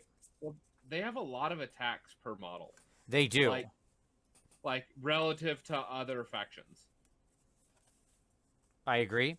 Like, what would you say is the defining characteristics? So if you had to wrap these guys up, and this is what I kind of want to do. I want to give everybody the flavor of these warbands, right? What do they feel like? What do they play like? Like, what's the general sense of them? Because you can do that in AoS, right? We can look at an army, we can look at Doc and go, it's hyper fast melee murder chicks, right? Like, that's the flavor of the army. They charge over super fast in melee and stab you to death. Yep. Right? Okay, so what's the flavor of the Cypher Lords, in your opinion, Tom? Mobility. If you look across like their actions, like just looking down, like so they each like base model, each model's moving 5. Okay. Right. And if you look down the actions, like a bunch of their abilities grant them fly or teleport. Yep. And so like they're your mobility folks. Yeah, they're very nimbly bimbly. Now, obviously, we're going to talk about some stuff later that's like got some super fast speed to it. When we get to the goblins, it's going to get real, right? Right. But yes, I agree. Like they have the fly. Their powerful ability, and you mentioned it, is on a triple, right? So that's the shadowy recall, and that is like pick a friendly fighter with the minion rune mark, right? So there is only basically that's all your, the people you would expect, right? So like it's not the leader person with 3 arms we talked about, and it's not the luminate, right? You're 2 sort of people in charge. All the rest of them have minion rune marks. And within 12 inches of this fighter, remove that fighter from the battlefield, then immediately set them up anywhere on the battlefield within a number of inches of this fighter equal to the value of this ability, right? Yep. So it's not a huge teleport because, like, if you did that trip on a 4, you could pull somebody from 12 inches ahead to, like, 4 inches behind, right? But it's still a teleport, and it's still quite potent. And there's no restriction about them being in combat. Right. So it lets people, like, rip people out of combat. Right. Absolutely. Yeah. And yes, you're absolutely right. All these people make a lot of attacks. Like, when you look through the attack value of most of these people, there's a lot of them making 4 attacks, 5 attacks. Again, their damage profile is actually really solid. Deceptively solid. Exempting, like, your sort of base mirror blades with swords, right? With their dueling swords. Everybody else is like 5 attacks, 4 attacks, 5 attacks. So it's they're really swinging in very hard. And by the way, their damage is all like 2-4, 2-5 for everybody but those base ones. So they hit pretty hard and have big crits. They're hyper punchy, they're high mobility, and they fold like a wet towel. Like their wounds are like 10, 15, and 120. Yep. That's it. Yeah. Compared to the Iron Golems, they're way softer. 3. Yeah. And they're toughness 3 across the board. Yep. The Iron Golems are like hitting you with a sledgehammer. This is really attacking your opponent with a scalpel. This is high movement, getting in there with some tricks, and really leveraging those abilities because they've got a really cool pool of abilities that they can almost like respond to any situation. But as you guys have pointed out, they're not as forgiving as, let's say, the Iron Golems. Yeah, as Tom and I would frequently say, they are a finesse warband. They're a finesse warband, right? Which means, like, I mean, if you make a couple wrong moves, you will very easily get your fighters taken out. But they have a lot of real tricksy tricks that can be very powerful in the hands of somebody who's, like, utilizing that movement carefully. Yeah, I like them. They look like a very tricksy warband. Yeah, very Zenchi. Yeah, very Zenchi. Oh, how weird. It's still registering the chat, by the way, in the other show. What? Like, because I still have the other stream up, watching it on my other computer, and the chat is going in both now, even though this is a new stream. So I don't know what's going on, folks. I apologize. I'm sorry my computer just randomly shut off. There you go. We are at the all points, and chaos is overriding the stream. Chaos reigns, that's right. Okay. Cool. Anything else you want to say about the Cypher Lords? I think they're really exciting. They're exactly the type of warband I like. Again, absolutely gorgeous models. Oh, that's a good question. Yeah, that's a fun thing to answer. I hadn't thought about that. What is your favorite model from this warband? We should do that with every one of them. What's your favorite Iron Golem, Anthony? The dwarf. I can't remember its name, but I love the fact that there is a Chaos Dwarf legitimizing in Age of Sigmar now. So Nice. kudos to you. Tom, favorite sculpt out of Iron Golems? The dwarf. For me, I've got to go with your Drill Master, the one you mentioned, the girl with the spinny whippy chain. She's got the dumb Scuba Steve helmet that's just terrible. But like, if you gave her a normal head, she could be a good model. There you go. All right. And what's your favorite Cypher Lord, Anthony? It's hard because I think I'm going to be drawn to the characters most of all. So I think I just had the name up and I've just literally changed. The Thrall Master. I love Tom pointing out that it's got 3 hands. Yeah, Captain 3 Arms here. Like I can't go behind that 3-arm Thrall Master. Right on. Tom? So the Mirror Blade with Glaive. Yep. And particularly the one with the Naginata. So this one right here. We Okay. can't see it because your computer looks like you're filming through a Okay. fishbowl. But yes, I get you. Okay. So what's so fascinating about this, and you're not going to really, like, you're going to put them together, and you're going to be like, what do I do with this? And you're going to be like, what's wrong with his feet? Okay. Right? Because you're trying to glue him down. And what you're going to see is that, like, the feet aren't bent the wrong way. Like, when you look at the instructions, like, his back toes are flat, and he's walking on the side of his foot. Yeah. And so, like, it just creates this, like, really, like, a very simple thing, but it creates a really dynamic, like, movement or flow about the character because he's not flat-footed. Sure. Yeah. No, nice. I'm gonna go for the Luminate just because I like the full round headset. She has like the full half moon headpiece, right? Like the shape of that. She also has the big single ponytail, and she's given like the whatcha. She's given like one of these things. She's got the little. Yep. She's given the little finger guns. So she's my pick. Okay. I think overall, this is the warband that has the most interesting character kind of dynamics. I love all of them, and I think Tom was mentioning as we were fixing up the stream, there's so many cool opportunities converting these models with elf heads or something to bring them into Sigmar. I really like it. Agreed. Yeah, I mean, I could see head swapping these, and it'd be fine. Like, I think their helmets are really cool. But I could see head swapping some of them. Like, I think you could. I think, like, even though I don't like a lot of the Idoneth Deepcan heads, I think some of them, particularly like the Spartan helms from the Eel Riders, could look really good on this warband. Because a lot of the other aesthetics that are on them also look like the IDK, like the jewelry and stuff like that. So, yeah. Right on. All right, can we talk Untamed Beasts now, gentlemen? Can we finish up our last released Chaos faction? I suppose we should let you. So the Untamed Beasts are obviously your other main core set. What's interesting is you would think they would be way cheaper, way more hoardy or something like that, but these dudes are still all rocking like toughness 4 with the exception of one of them, right? So which is the I think it's the one of the plains runners, basically the plains runner with like a double bony choppy thing, whatever their weapon is called. He's the one that's toughness 3. He's also the faster one. He's the move 5 guy. But you got your big lion. That lion's no joke. Move 8 and 20 wounds, and a pretty brutal attack profile. Notable about these guys is they have a couple ranged attacks mixed in or longer range stuff, right?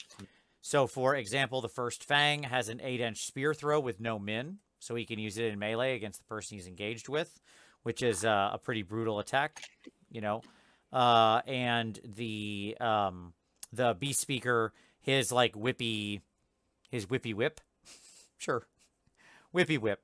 It's like a 4-inch reach, right?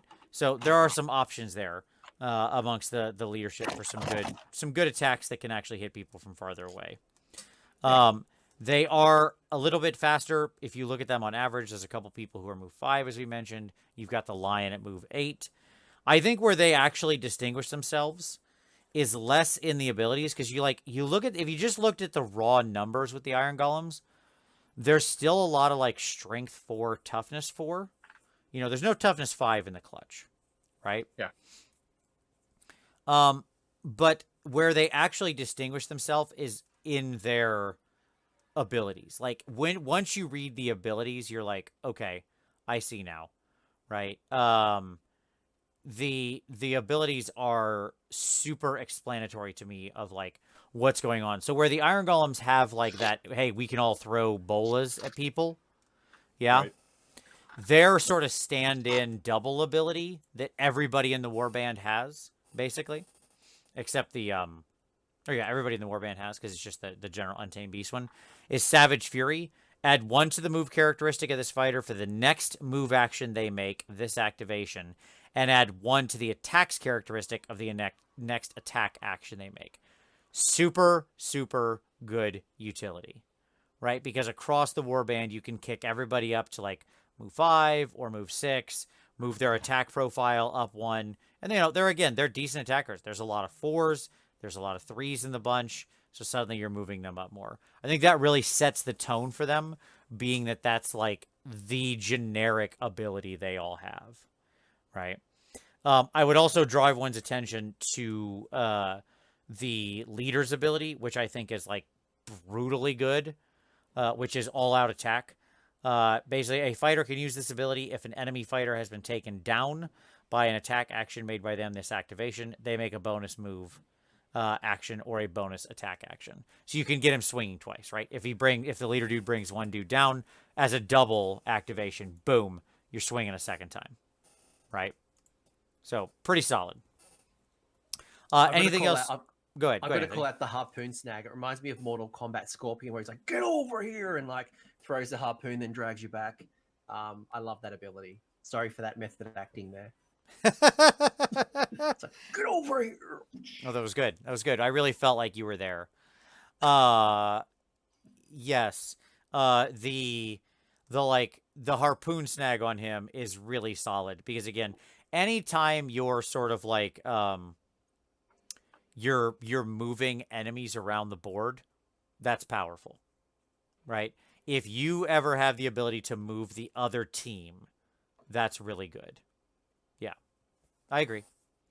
Tom, anything else on the Untamed Beasts to grab your attention? Are we talking models or just... Sure, whatever. Yeah, just about the Untamed Beasts in general. I like the Manticore pup. The little baby lion, the dog. Yeah, I do. He's cute. It's a good model. Yeah. He's adorbs. Super adorbs. And again, the muscularity is here. These dudes are all rocking they are... None of these guys skipped any day at the gym. They are all packing some rockin' bods. So I appreciate that. Anything else we want to say about the Untamed Beasts? I think it's a combination of their speed and their abilities that, which is going to really make the difference for these guys. Sorry, Tom, what were you going to say? I wasn't going to say anything. No, yeah, I agree. Go ahead, Anthony. No, literally just that. And I think that while, just the general toughness, it's the speed and the ability. So while the Iron Golems have that strength and toughness, and they're quite forgiving, this high movement is good. Yeah, I mean, it's interesting because they're not like as leaning into the speed as like the Cypher Lords or something like that, right? Like if you sort of took whatever the middle stats are, the Iron Golems lean slightly into more like tough, slow, hard hit. These guys lean slightly into like fast, more attacks. It's not like, but neither of them go too far. Like as the two sort of box set armies, they're actually pretty close, right? So yeah, it's just interesting. I think it's actually smart that they didn't make either of the armies in the base set like too incredibly different. I know, by the way, folks, that posted into this chat what I just posted, but I posted that into the other stream because I think they actually have two separate links, though somehow YouTube thinks they're the same chat. The world is flipped, turned upside down. So here we are. So you don't have to click that, everybody. It's just literally this. I'm not trying to fish you. He's fishing into another chat, another stream. Yeah, no, I just wanted to give everybody who might have still been sitting over in that one, this one, because they are different somehow. I don't know. Anyway, all right, cool. Untamed Beast. Like I said, the other three we can't really do because like I've got I've got the Corvus Cabal one up on the screen here. You all again can't see this, but like it's the leader dude, the bird. Like we can kind of look through them real quick, but we don't really have a good intuition of like what the whole warband looks like. Obviously, the leader dude has, you know, probably a flighty type ability and wings. He's very fast at speed 8. He makes a lot of attacks. But again, it's hard to judge off of that. So we'll talk about them at some point in time when we get the full rules on all those three. So, okay. All right, so let's move into our existing warbands. And there's one warband we got to start with. We've got to begin with the most fearsome presence in all of the Varanspire. And that is the Gloomspite Gits. Anthony, the first true Horde skirmish force. Holy bananas. And thankfully, Games Workshop have put together a rule that allows you to only have 15 models because I would love to spam the board with squigs and grots. Just like I do with Age of Sigmar without the malign sorcery abilities. But I think this is a really interesting characteristic of the Gits, and there's a couple of different builds you've got. You can go down that squig hopper slash the good Boingrot kind of builds, and that obviously allows you to get some really nice movement. Although that's quite an expensive build, like looking at the cards, you're really at 200 kind of plus per model. Yeah, I mean, it should be noted that like if you go the Boingrot Bounder route, you're playing an elite army, right? Like you're playing, you're rolling Iron Jaws basically. You might only have 4 models on the table or something, 5 models on the table. They're expensive. Boingrots are 265, so the average 1,000 point battle, which seems to be the number we're settling on, that's three plus 1 or 2 extra bodies. So yeah, that's. Well, I think the champion's 260. Really? This is what's going on now? Well, I'm still streaming, so that's nice.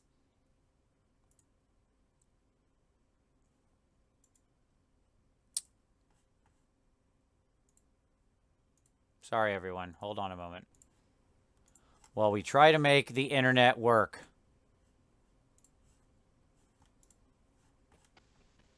Hi, welcome back. Sorry about that. It's a fun night for technology. I just gave all of the secrets of the world out. This is not my fault. To be clear, this is not my fault. It's not your fault, Tom. Anywho, folks, what this tells me is that I'm going to buy I need to get a new laptop, run everything off of that so I can do this from the road too. At any rate, yeah, so the Boingrots, like the champion guy is 265, the regular Boingrots are 220, right? Right. The Boingrots at 220. Yeah. Whereas like your hopper champion's 250 and the base hoppers are 200. But yeah, I love that you can like run this army. What I'm so excited about with Gits is you can run them as like an elite army or as a horde army. And you know, horde. I mean, there's a 45 point dude in here. Right? Like, that's no joke. That's a lot of dudes. But is that one of the cheapest models in Warcry? It is the cheapest. I think it is the cheapest model in Warcry, yeah. And that's your little netter guy. Yep. Your regular, like, goblin with spear and shield or sword and shield is like 70, and goblin with bow is like 65. So still, like, outrageously cheap, right? Comparatively. Although daughters are pretty cheap. Yeah, the regular witches. Yeah, regular witches are playing in that same space, though. Sure. They're like, yeah, 75-ish, 65-ish. We'll get there. Like, a lot of the low-end troops, it's a question of, like, how your force is comprised, though, at the same time. And again, daughters will have the same discussion of like, are you going more elite stuff or are you going more witch spam, right? So, Right. but we'll get there. But goblins first. Yeah, so I think there's a couple of different builds, whether you want to go an elite bouncy squig route or you want to go that horde or find some nice little way in the middle. A couple of abilities that really stood out to me was definitely the quad, which was the sneaky stab. So this fighter makes a bonus action move and then it can make a bonus action attack. In addition, the fighter targeted by the attack action within an inch of the fighter adds the value of the ability to the damage point. So basically, a nice little crit piece there. No, it's great. Cool. And then finally, if you wanted to go down more of an archer build, there is where is it? So sorry, not an archer build, but sorry, there's a triple that says stack 'em good, which until the end of the battle round, add 1 to the attack characteristic of attack actions that have a range characteristic of 3 or less, made by friendly fighters while they're within 6 of the fighter. So, yeah, I mean, and you got a barbed net ability as well, which is a double. So, I think there's a lot of really nice abilities here. But with the way I see Grot's kind of playing out as well, is really denying your opponent, like just body blocking and I guess flooding the board and trying to restrict their ability to use, restrict their way to use their abilities because you're chaffing them up. Yeah. No, I agree. I would also point out to everybody Boing Boing Boing, which is like my personal favorite ability from the Gits. So Boing Boing Boing is a triple specifically for all of the Squig Hopper riders. So the Boingrot Bounders and the regular Squig Hoppers can all activate this ability. And I will comment for a moment that the rune mark for the Squig Hoppers that have the Boing Boing is like way too similar to the leader rune mark. They look very close. That is annoying. I wish those were a little different. But anyways, Boing Boing Boing is the ogre breacher's ability, right? But for your bounder dudes, right? So it turns your Squig Hoppers into that ogre breacher ability where until the end of this fighter's activation, the next time this fighter finishes a move action within 1 inch of an enemy fighter, pick a visible enemy within 1 inch of this fighter, allocate a number of damage points to that fighter equal to the value of this ability. I liked it on the ogre. I love that the goblins can do the same run you over trick that the big ogre can. This makes me happy because you're only going to have realistically probably 1 ogre breacher in most of your Iron Golem forces. Maybe you'll have 2. You know, there's not anything unique about him. You only get 1 in the box, obviously. Whereas like your Boingrots, you could have a couple of those bouncing around and the ability to activate that on a couple different dudes. Now, obviously, as a triple, it's not like you're going to be firing this off multiple times. I mean only that you have the option to activate it where you need it, because this is also on a unit that moves 8 or 10. 10, man, in the case of the base, like, Squig Hoppers. They're fast. They are super fast. So, yeah. We were just looking at the kitty cat at the in the Untamed Beast, and that kitty cat has a movement of 8. So, and that's already fast. So you make it a 10, and that really is hopping. Ho! Bring in the hopping puns. That's right. Yeah, like your regular. I'll tell you right now, my actual like favorite sort of model is the regular Squig Hopper champion leader guy. Okay, just like the Squig, not the Boingrot Bounder leader, the Squig Hopper leader. Okay. He's got 1 less toughness, which is unfortunate. Because, like, the Boingrot Bounder champion is, like, toughness 5, strength 5. He's a beast, right? But I like the Squig Hopper boss. Because he's moved 10, toughness 4, but still strength 5. Dude makes 5, this many strength 5 attacks. Okay? And he's got a damage profile of 2-4. Basically the same damage profile as the Boingrot Bounder boss, just 1 less on the crit. But, okay. Who cares? Right? This dude is my jam. Love everything about this guy. He's fast, hits like a truck, tough enough to get there. Aces. Love him. He's awesome. Yeah, I think the Boingrots no, so the hoppers are probably the better build. Just the Boingrots are too expensive. If you do, you're making a lot of sacrifices at that elite level. But I think in the end, you're going to have a couple normal Gavos floating around, filling it out, right? Like, what's the warband if you don't have a couple normal Gavos floating around?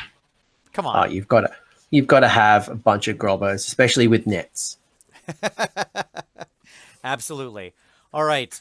Anything else we want to say about the Gloomspite Gitties? We want to talk about Squigs? Anthony, do you want to talk about the actual Squigs themselves? Because they're an interesting model. Look, I wasn't that impressed with the Squigs, but I'm open to your thoughts. Yeah, sure. So the Squigs are interesting because a lot of the models we've talked about, right? They're sort of like, we talked about the leaders, these elite dudes who are rocking over 200. And then we talked about the little goblins that are kind of like little, piddle whackers down there, like 70 points and 60 points and stuff like that, right? The Squig, interestingly, falls like right in the middle. So I'm talking now about the Squigs. The Squigs, yes. Now what happened? Keep, yes. Okay. Apparently the stream is still running, but it told me that there was a problem.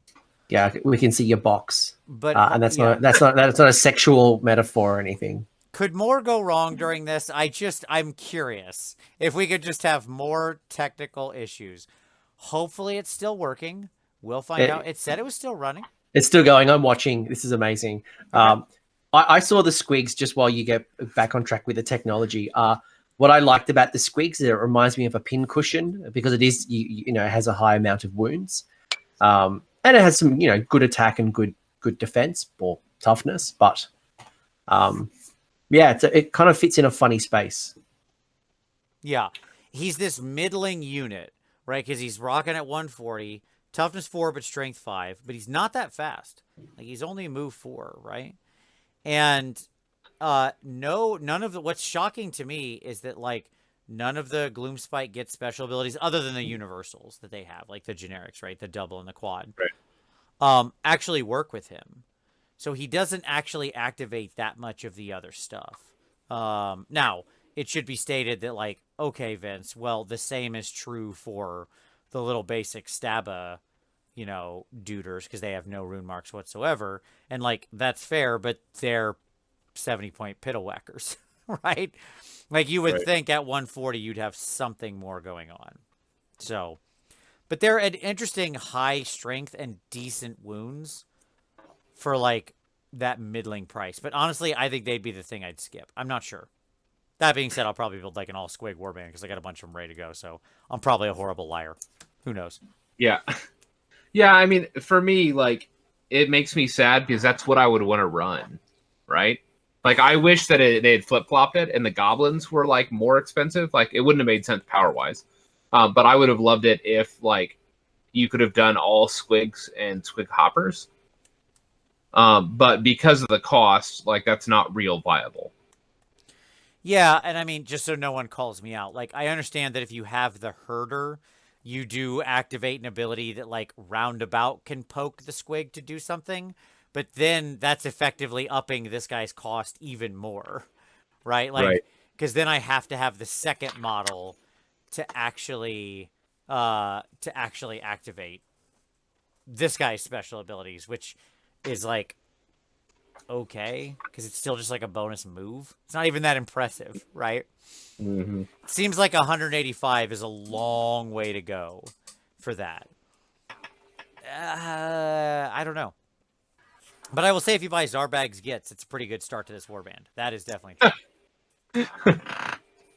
You got a rockin' good time if you got Zarbag's Gits on the line. So is it like Zarbags plus a box of squig hoppers?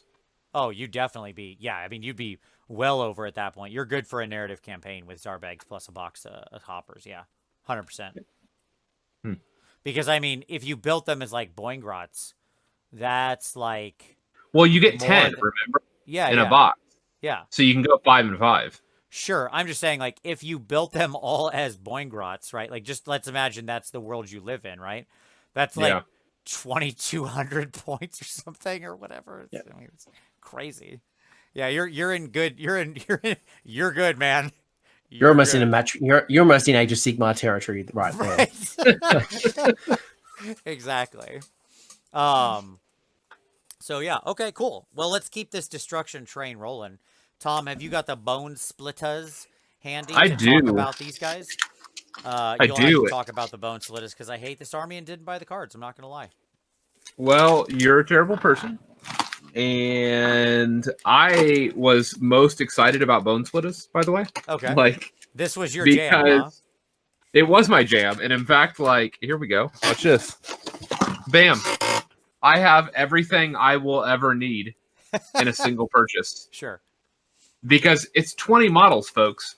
All of them. This is everything. Yeah, it's the stabbers. It's everything. It's all of them. It's everything. It's literally everything. And you can have a maximum of 20 models, right? So, like, I don't ever need to buy anything else. And it's perfect for contrast paints. So, talking about, like, a quick paint. Okay. So, moving on. It's interesting because what you're going to end up doing is you basically have two different types of melee troops. You have your standard Savage Orcs, and then you have your Moor Boys. And then, so you have a bunch of ground troops. The bows are of mixed usefulness. They have like a 3-inch minimum range, like 15-inch long range, I think is the number. I can probably just look this up rather than doing it from memory. Where'd it go? 15 inches, sorry. But all of their damage is pretty low.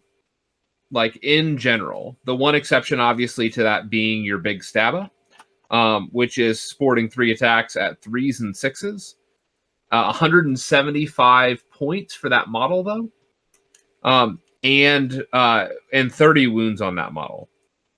So I'm really honestly kind of mixed on them because, like, a lot of their damage across the army is like 1s and 3s and 2s and 4s. There's a lot of 1s and 3s. And so they're just in a really unique place where I don't know that they're as punchy as I want them to be, but there's a lot of them on the table. Most of your troops, your core troops, are going to run between like 85 and 110. Come on. And then your big stab of 175. So, of the abilities, their totem bearer guy, which is called the Moor Boy with Bone Totem, has the 6-inch toughness bubble. Interestingly enough, most of the units here are toughness 3, with the shield guys being toughness 4. And so that really hurts them, all things considered. I like the triple ability, the Wog, which is your commander ability. Is you add the value of the ability to the move characteristics within 6 inches until the end of the battle round. And so if you need, they have base movement 4, and you could, on a good roll like 666, like, let me say it this way: if you did any double 6s, you could bonus dice to 666 and then give basically everybody within that bubble a 10-inch move, which is pretty good.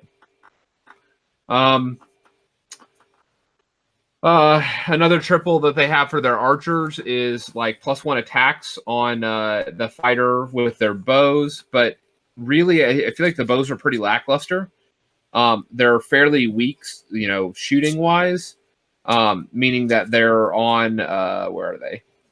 They're on like strength 3 and doing like 1 to 3 damage. So they're just not, and they're either 2 or 3 attacks. So you're just not getting a lot of shots out of there either. So what I say all this to say, there's just a very weird set of like mixed design decisions in the Bone Splitters. Does that make sense? Yeah, sure. Absolutely.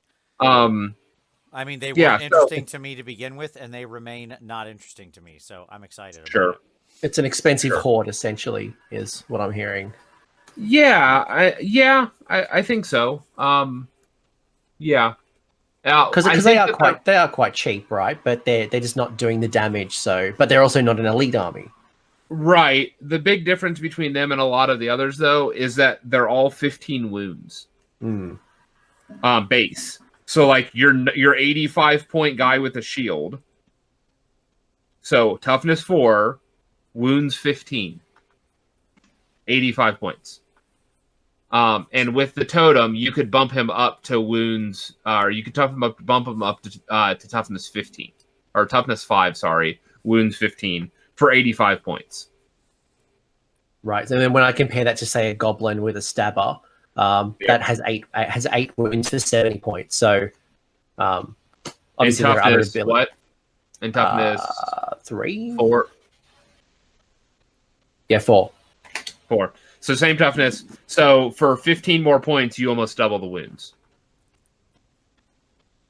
Yeah. So it works out from that toughness point of view. Yeah.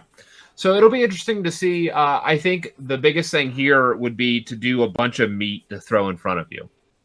And just make them grind through like tons of hit points, which Sure. would be very viable. Yep.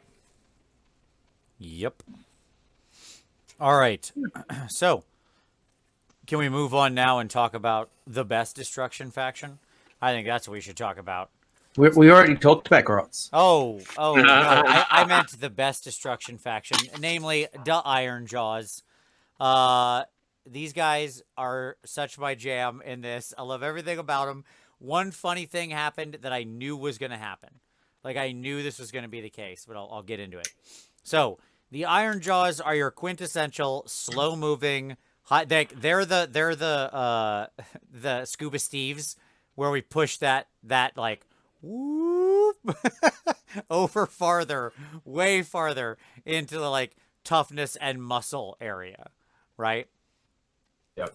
Because they are just like absolutely brutal dudes.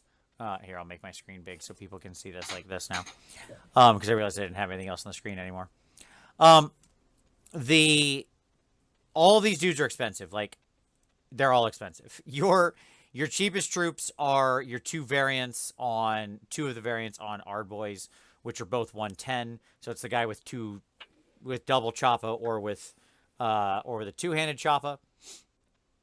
And they're okay. Like, the Ardboys are interesting because they are a way to get a cheap leader in, like, the boss Ardboy, but I find him so underwhelming, frankly, as a model compared to, like, the brute leader options that you have on the table. I would find it really hard to pick either of them. Universally, they're all, like, very tough. All the brutes are toughness 5. Most of the brutes are... like strength 5, depending on kind of where you're at and what you're armed with. And we'll get to that in just a moment because there's a very interesting decision here in how this stuff is designed. So, with all your brutes clocking in at 180 for sort of the base ones, 200 for the dude with the special weapon, and 250 or 55 for your big boys, your big boss brutes. So, these guys are absolute straight killers. More or less end of story. You know, the brutes all hit for like 2.4, 2.5. The jagged Gorehaka guy hits for 3.6. So good. Yeah, he's so good. He is a killer. He is a And how many killer. attacks, Spence? He only makes 3 attacks.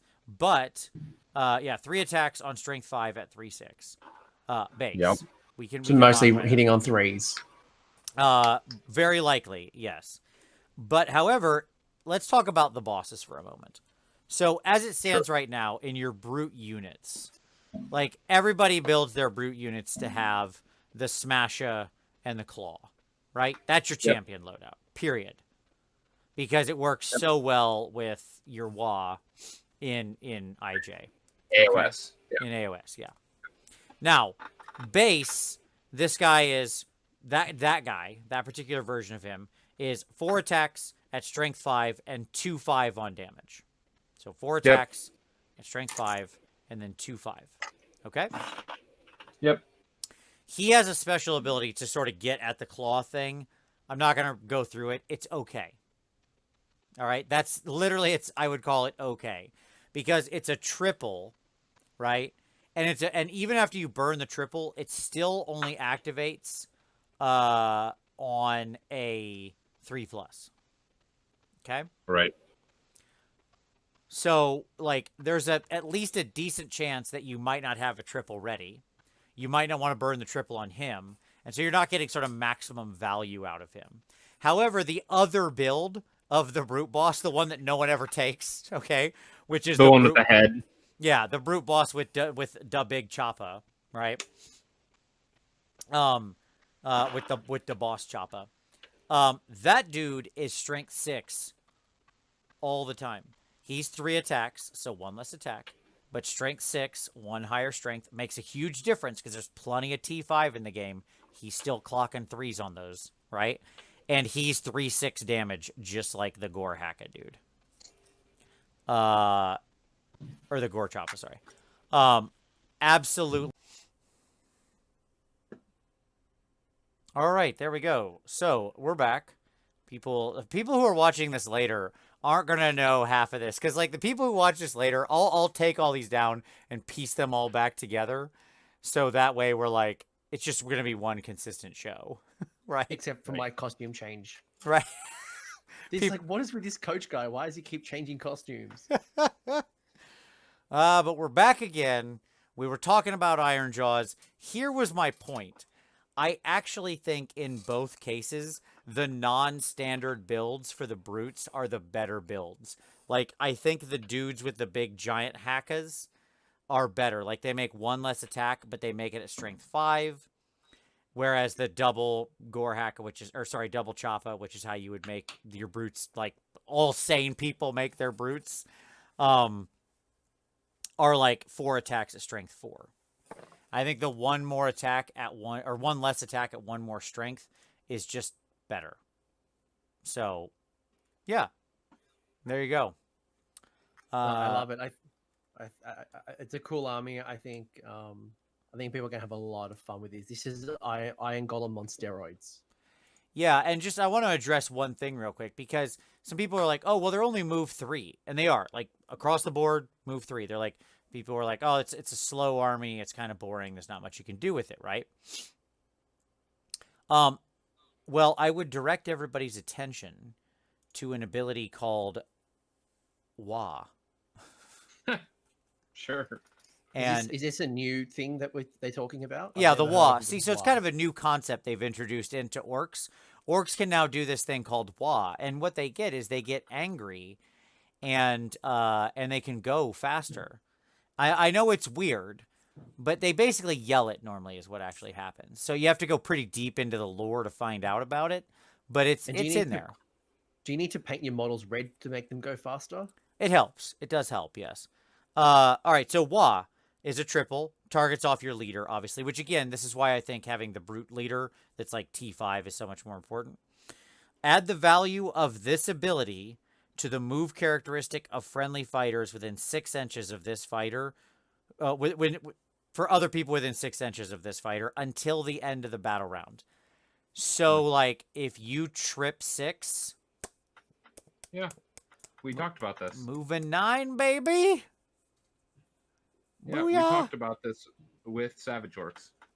Yeah, only you're just making dumb Savage Orcs go faster, right? Like, this is so much better with Iron Jaws. A Bone Splitter showing up in your face is like, okay, he's here, I guess. A Brute showing up in your face with a jagged Gore Hacka, that's an unpleasant day for you. That's all I'm saying. So, there you go. All right. Yeah, good stuff. They also have, I would also point everybody toward Duff Up to Big Thing, which is an ability that all the brutes have, which is another triple. Until the end of this fighter's activation, add 2 to the attacks and strength characteristics, which is nuts, because that could put some of your people at strength 8. Good luck with the toughness on that one. What's the point of that? It's just 3s for everybody, baby. We always do 3s. This attacks and strength characteristics of attack actions made by this fighter that have a range characteristic of 3 or less and that target an enemy fighter with a wounds characteristic of 15 or more. So it's not good for cleaving through your weedy little dudes, but like you're going against iron golems or most leaders, frankly, Yeah. right? And you will chop the heck out of them, right? Chopping Because wood. yeah, seriously, like at that point, that Gorhaka dude or your boss or even your normal brute, they're all rocking like 5 attacks at strength 7 or 8. I mean, it's just like a red mist is what comes out the other side of that attack, right? Like splat. So, yeah, there you go. Okay, so I'm excited to get my IJ on the table. They got the juice to get speedy and do what they need to do. Shall we move into order, gentlemen? Sure. Yes. I mean, Let's talk yeah. order. All right. Tom, you want to talk Stormcast first or Doc first? Who would you like to talk about? Let's do Stormcast first. All right. Stormcast are pretty interesting. Would you like to talk about your dude with the big gun? Because I feel like if we're going to talk about Stormcast, we got to start with the guy with the big gun. I mean, yeah, okay. Okay. Like, I hear that. Or like, but give I the didn't- tone and tenor of them. I mean, Stormcast act like Stormcast. They're what you'd expect, I think, is the right way to sum it up. It's a very elite army. Yep. Right? With the cheapest unit in the game.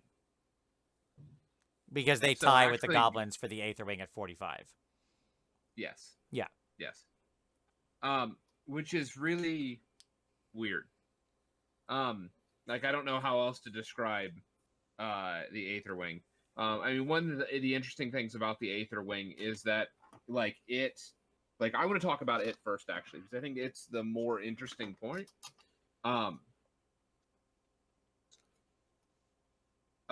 Because it's double associated with the Aether Wing actually lets you re-roll a dice during attack actions by friendly fighters within 6 inches. So, like, you pick an enemy fighter within 6 inches of the Aether Wing. Until the end of the battle round, you can re-roll 1 dice during attack actions made by friendly fighters targeting that guy. So, like, you say, that guy right there, everybody that attacks that guy gets to re-roll a dice. Now, this doesn't seem like that big of a deal until you realize that the captain has a 10 damage gun. Yep, he's got the captain brought the big gun. Yeah, he's got a 10 damage gun. We call that the goblin skewer right there. Sure. Like he can one-shot those little dudes. Yep. Is there a crit profile on that as well?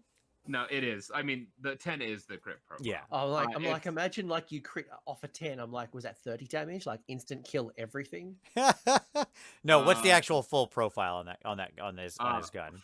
410. Right. Okay. But here's the interesting point. One shot, right? One shot. This is so ridiculous.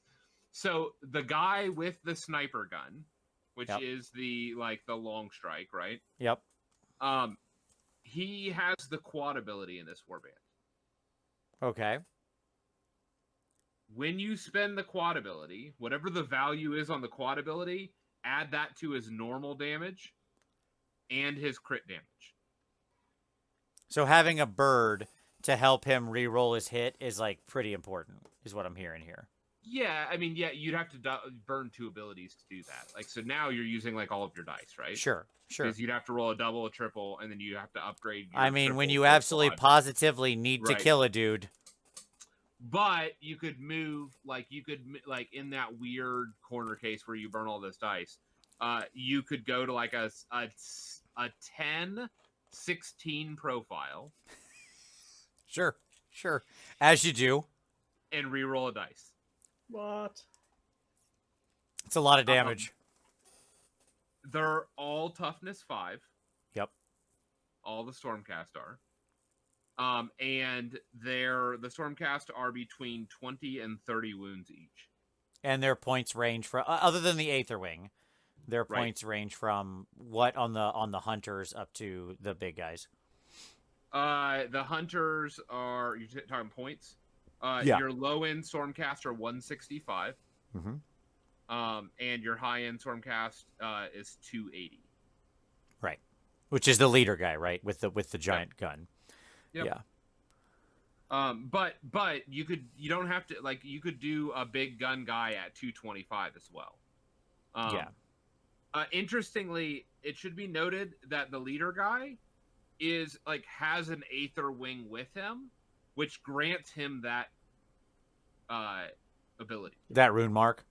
Yes.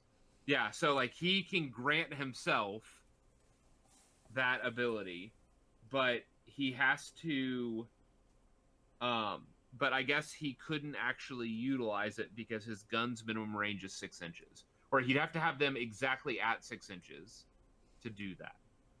Maybe. Yeah, I don't know how that works. I assume he could call shot for somebody else to shoot him, like one of the other. Right, he Hurricane could. dudes, He could. Yeah. But the better route probably is to go the like smaller gun guy or like the smaller guy. Yeah. And then a separate Aether Wing because it's cheaper to do that and you get 2 models out of the deal. Right. Are the Gryph-hounds worthwhile? I mean, define worthwhile. What I would say is they're 150. Short answer, no. They're cheaper than. Well, hold on. They're cheaper than any of the Stormcast. All right, I'm ready. They're 150. They have a 6 movement instead of a 4. They're the same wounds characteristic, but 1 less toughness. They have basically the attack profile of the hunters, the melee profile. They don't have the shooting profile at all. They have the melee profile of the hunters, but what's fascinating is that their ability lets them spend a triple to do a bonus attack action, right? So you spend a triple, do a bonus attack action, and then they make a bonus disengage action. Yeah, which is good. So you double activate them for a triple.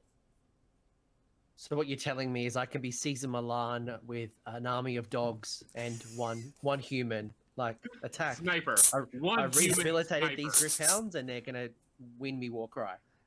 Right. Like one sniper, one Deadeye, and a bunch of dogs and birds. I think I've just found my Warcry band. Buy a Caesar Gryph-hound Milani box. Buy like one other, like buy the Hurricane or the Raptor box. Yeah. Stop. You buy the Getting Started. Oh, there you go. Yeah. Because the Getting Started comes with 3 Aether Wings, 3 Gryph-hounds, 3 of the crossbow guys. You could build them either way. Yep. And then 5 hunters. Like literally, it's everything you could need in a single Getting Start collecting. And Joshua in the chat's just given me my new channel name or my new show name. It's a reality show called The Gryph Whisperer. I like it. Yeah, I mean, so here's my here's my hot take on Stormcast. Okay, Yeah. Stormcast in this game in Warcry feel like Stormcast act in the novels, and not like they play at AoS. Right? So jerks. Like, well, they're just like they're so tough universally, right? Like they are this like elite. Like when you compare them to the rest of the fighters around here, right? Right. And by the way, their captains, like the hero ability, is spend a double +1 toughness 6-inch bubble. So they can bump themselves all to 6 toughness. Right. Yeah, they have that same thing that the Iron Golems have. Yeah. Yeah. Yep. And that's on their whoever their leader is. Yeah. It's pretty good. It's decent as things go. I would call it decent. Yes. Yeah. And so it'll be a fun warband to play. Like I'm looking forward to it. Yeah, no doubt. So, shall we move to daughters? Sure. The daughters of Cain. The blood. All right. So, daughters are interesting because obviously they have like an absolute ton of flying options as it goes. Including 2 flying leaders, right? Because you've got both the Heartrenders and the Life Takers. You also have a leader option in both your Shoot Sister Snake and your Stab Sister Snake, right? Yep. as well as in like your Sister of Slaughter Champion and your Witch Elf Hag. So like this is an army not lacking for leadership choices. There's just an outrageous number of potential leaders here. Okay. All of the leaders. All of the leaders you could ever want. Yes, yes, indeed. So and the for like your flyers are not terribly costed, I'll say. Like what's nice about the flyers is because all of those kits come with shields. They're all toughness 4, right? Because either they have the sickles and the shields or the javelins and the shields. And the javelin girls, so the heart renders, like I actually rate them pretty highly. Like looking at them, I think they're pretty quality. I mean, they're weak, right? Obviously, they're only like 10 wounds, 20 wounds on the boss. But they are T4. They're strength 4. And their attack is an 8-inch range attack with no mins, right? And they all, you know, they're making like the mainline girls make 2 attacks with those throws, strength 4, 1, 4. The boss is 3 attacks at strength 4, 2, 4. Yeah, I mean, my only problem with them, I think, is probably that the activatable ability with the heart renders and the life takers is the quad. I mean, other than their generics, which are good. Yeah. Right? Yep. And like quads are just, you know, a bigger commitment. That being said, the quad's pretty good. It's death on the wind. This fighter makes a bonus move action. Then they can make a bonus attack action. In addition, add 1 to the strength characteristic of that attack action if the fighter finished the move action 6 inches or more from their starting position. So, like... It's like the Griffhound. Yeah. I mean, it's, quad. you know, the bonus move and attack and +1 strength. It's pretty good. But that's a big commitment. The Snake Girls, actually, I like a lot. Like, that is to say, the two Snake Girls. Again, they tend to be in the same price range as the Flyers. Again, they're all toughness 4. Oh, I should state the Flyers are all like movement 12, too. Which is bazonkers. Right? They are like lightning fast. In a game board that is 22 by 30. I mean, really. Like, they're so fast. They are where you want to be. They're so fast. The Snake Girls are cool because they're all like move 7, which is still good. They have about the same cost profile with like, you know, 230, 240-ish for the bosses and 165-ish for the actual troops you're going to use. Yep. The ranged sisters, again, are like far better here probably than they are in the game because they make 2 shots. They're 3 to 20 inches, so most of the game board is their visible range they can target, right? And their damage 1/5. So like the sisters are all about the crit, as obviously representing the mortal wounds on the crit thing. Whereas the stab sisters have a 2-inch reach, which is cool because the long glaives, and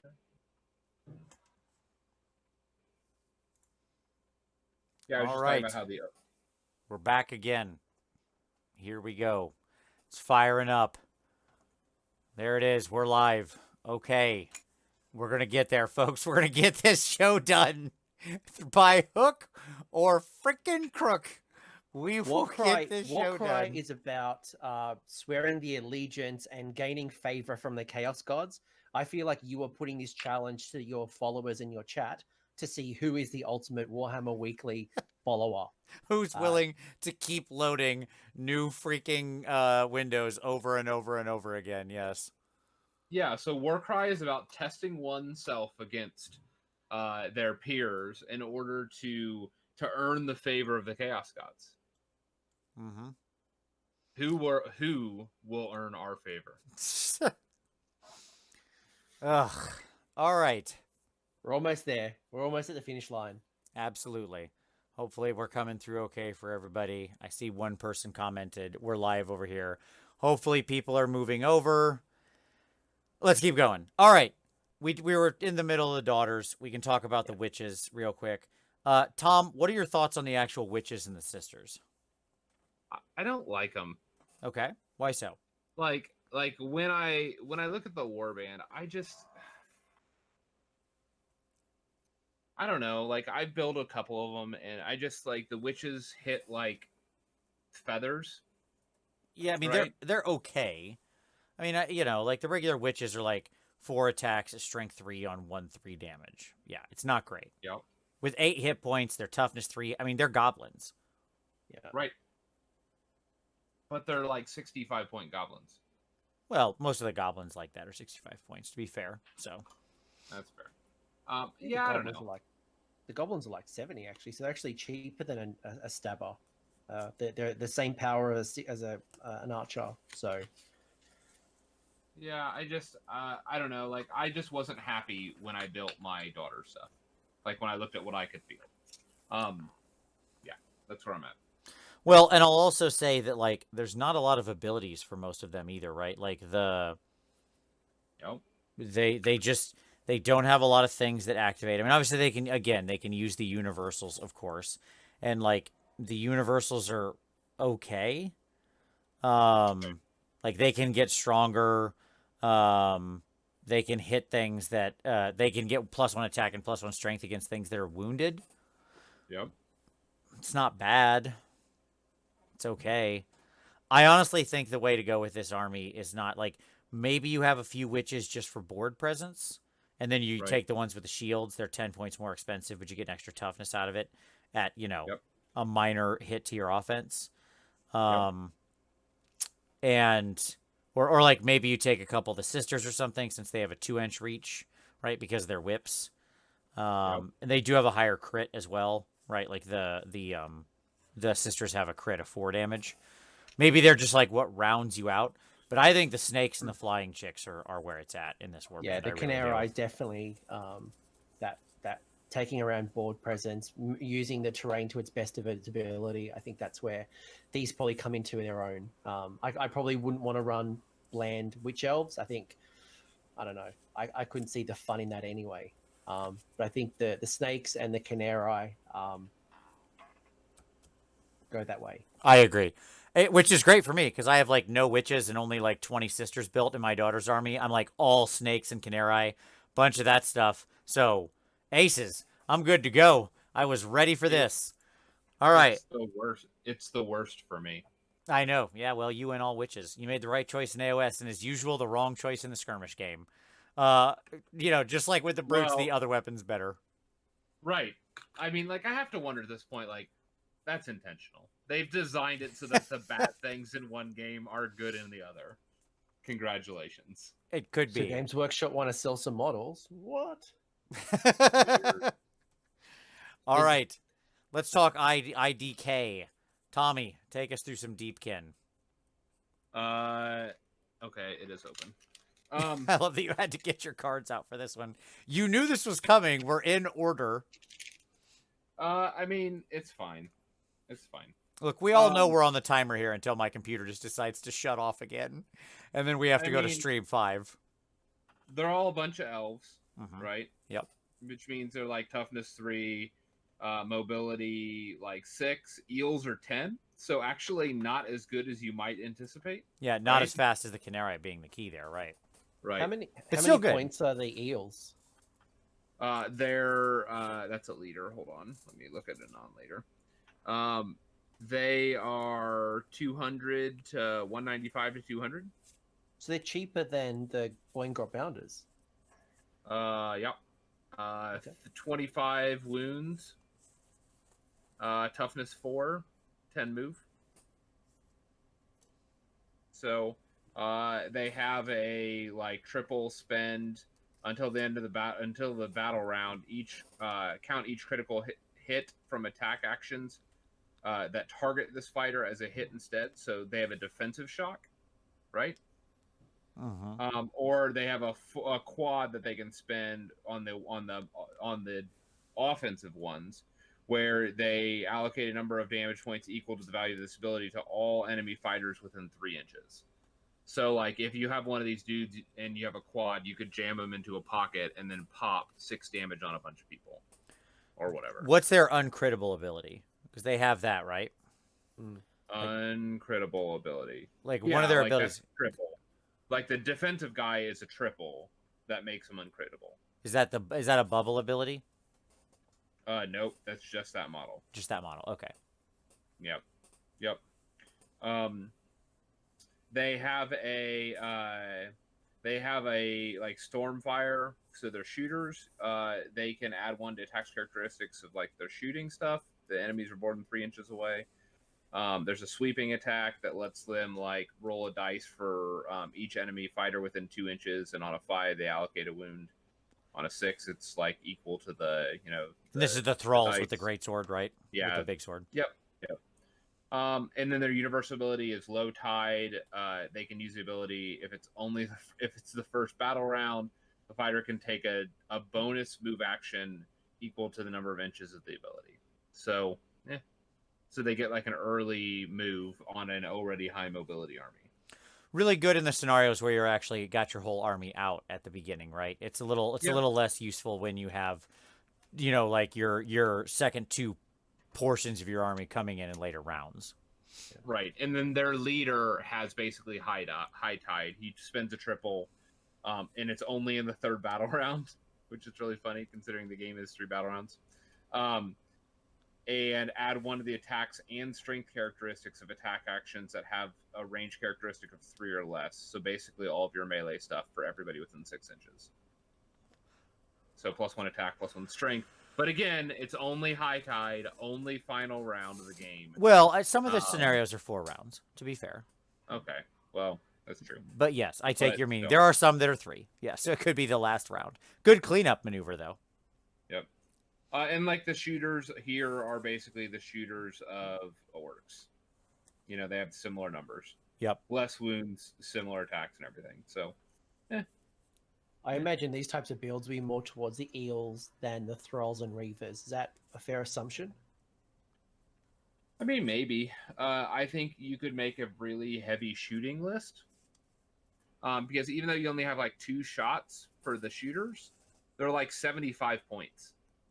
So you could have like some people push up and then have your shooters kind of screening in the back and moving on points and stuff like that. So maybe. I don't know. I just the warband doesn't grab me. I'll say that. Gotcha. All right, fair enough. I imagine we'll see a lot of eels out there just because a lot of people have eels already ready and to go, right? It's just the nature of the army. All right, let's talk about death. Let's see if we can get through death without my computer shutting off again. How about that? It's a challenge. Sure. We're up for it. Let's start with the legions. The legions of Nagash. And obviously our selection of troops here is, we got a necromancer, and then we got all the flavors of skeleton you could ever want, right? So your regular skeletons, and then your skeletons that are more heavily armored. Again, this is, I think, actually the hordiest force almost by default, right? Yeah. Because your necromancer, which you can only have 1 of because he's a leader in standard play, is 195. Everything else you've got, okay? Like your, like all the rest of your stuff that you're going to do here is pretty cheap. Like the seneschal dude, whatever his name is, I don't know, like the grave guard. Yeah, the grave guard boss, the champ or whatever. Right. Who by the way is not actually a leader. Okay? Right. These guys only have 1 leader. It is the necromancer. Like he's showing up all the time. Like whereas going to play a necromancer and a bunch of skeletons. Yeah, like unlike the dock where we're dripping with leaders, it's the necromancer or bust, right? And your regular skeletons are like 55 points. Your graveguard dudes are 85, 90. Like these guys just aren't expensive. I mean, that's what it boils down to. And super annoyingly, these guys have the most annoying rune marks in the game. Because they have... You think so? Yes. For reasons I'll explain in a moment. visually, they have 3 different rune marks that are all the same, basically. Yeah. Like, the leader rune mark is the same as, like, the seneschal sort of special rune mark is the same as the, like, champion skeleton rune mark or whatever. They're all very, very similar, right? It's like the 8-pointed star with just different kinds of dots, right? Yep. So just visually, that's annoying. I also don't super love like most of these guys' abilities, although they do have a few standouts. But I mean, you're gonna have the shambling horde here. Now, nice part, since the skeletons are all rocking shields, they're all toughness 4, so that's cool. Your skeletons with your swords have more attacks. With your spears, they have a little more reach. Okay. I don't know how valuable that actually is. Just like in the normal game, I doubt that's value. The Graveguard has... Well, who's going to kill him? Honestly, like, if you have 100 dudes all surrounding him, who's sure. going to get into him? The dude who shoots that 16 damage crit crossbow bow. Sure. I'm willing to gamble on who I'm going to match against. Like, yes, in campaigns, you don't play against people. You don't play this in a campaign if you know you're going to have a Stormcast opponent. Done. No, I just mean, like, a lot of your abilities are tied up in the Necromancer, right? And just even from a board positioning thing, like, it's cool to be able to summon. It's cool to be able to siphon. But he's got to be relatively close to siphon. Like, it's very dependent on him. Everything's dependent on him. Right. So, because the base 2 abilities, by the way, are junk for the Graveguard. Right. So, like, you've got good abilities in the Necromancer, like, super good, to be able to restore fighters and stuff like that, and then a bunch of crap. All right, talk to Ghosty Boys, Tom. Take us to Ghosts. Let me just say, it's really easy to convert Tomb Kings if you wanted to do that with the Legions. Oh, sure. That's one of the perks. Okay, Ghosty Boys. Here we go. So... GW surprised me with this. They actually introduced a unit that is both worthless and AoS and is still worthless in this game. Well, they got that going for them, then nailed it. The Grave Race Stalkers, you can still leave them on the shelf. Amazingly enough, congratulations, G-Dubs. I mean, what I'll say is this. They, like, if you want to play a summoning, just play these guys. Let's start there. Their leader, Spectral Summons. Pick a friendly fighter that has been taken down, set him back up. Right, so it's basically just like just like the Death the guys. Necromancer. Yep. Yeah. And you can either put it on a super BA Grimghast Reaper. Yep. At 20 wounds, toughness 5. Or you could go with the hero Chain Rasp at 16 wounds, toughness 4. So the Grimghast is what I'm hearing here. Yeah. I mean maybe. The Grimghast is 2s and 4s, but so is the other guy. You're only gaining 4 more wounds, basically same attacks for 45 more points. So, I mean, I don't know is the answer. What's the base Chain Rasp's point cost compared to like a Grimghast point cost? It's expensive. I mean, it's 80 points for the base Chain Rasp, and he is 8 wounds, 4 toughness. Yeah. So I mean, they're expensive. Like, you're gonna lean on, arguably, Grimghast Reapers. Yeah. I mean, which is a shame, but hopefully, we see more the Glaive Wrath Stalkers. Right. Please don't. Yeah, go on. But you're not. Like, that's the irony here, because the Stalkers are 120. Yeah. Versus the Grimghasts, which are 135. The difference here is that they're the same toughness, same wounds. The Grimghasts have 1 more movement. one more higher crit, and they also have the quad ability, which lets them do damage equal to the value to all visible enemies within 3 inches. I just So don't they want to can live in pop a world. I just don't want to live in a world where Grimghast Reapers are dominating Sigmar, and now they're coming over to Warcry. Like, just go away. Can't get rid of these guys. Go back to the ether. Yeah, I mean, yeah. Like, you're getting a lot for 15 more points is what I would like. Or maybe you're not getting a lot. Maybe that's saying it too strongly. But you are getting like you're going to get down to the last like 60 points and be like, do I upgrade all these Glaive Wraiths to Grimghasts? Because I can't actually afford another unit, and that's the key.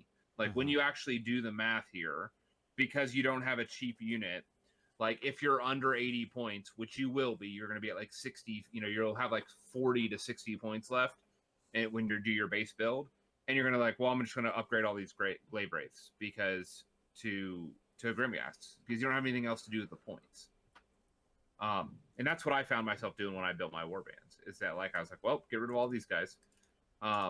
Because even if you drop the Glaive Wraith down to the normal chain rasps, you're only gaining 40 points by that upgrade, which means like it's really hard to actually get to a point where you're going to make a point, like a significant difference in the point, like in putting units down.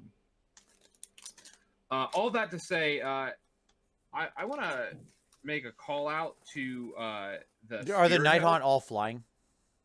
Yes, all of them. Yeah, which that's what I thought. Like that is a super potent ability not to be underwritten, right? Yeah. Like just like in the normal game, they all fly. Yep. And I actually want to call out the Spirit Hosts. Okay, like they're my pick. Like they're my favorite option. Okay. They're 220. Okay, on like the 50 mil base, right? Sure. 30 wounds on a toughness 5.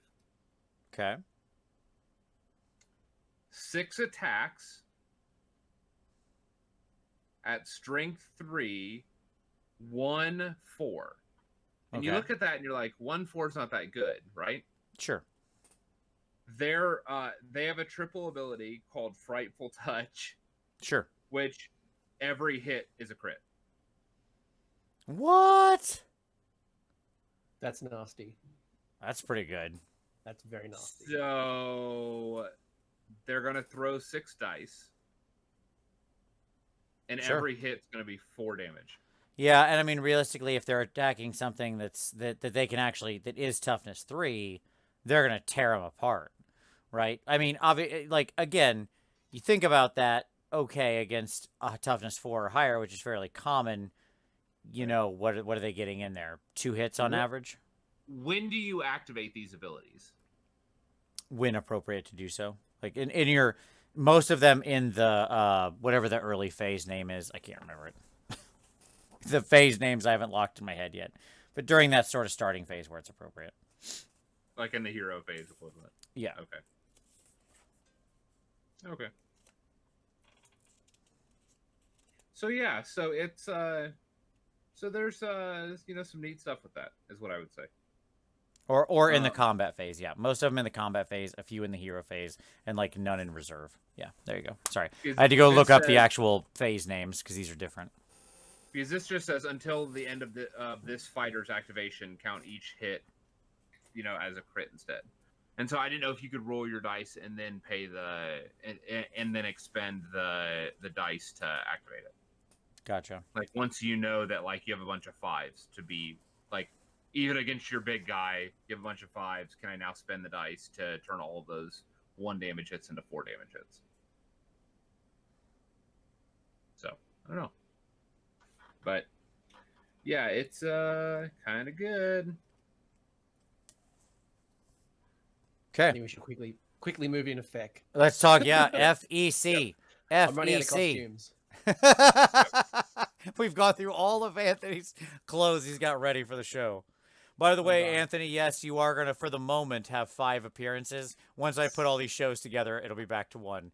But But don't worry. I fully plan on rectifying the problem. We'll have you back for a real show with this fixed, where we don't have to deal with this nonsense. You are too much of an awesome gentleman and my absolute idol to make you your first show deal with this crap. So we'll have you back soon. This, by the way, this reminds me of when I met my wife. I took her to Subway and took her to a Bollywood film.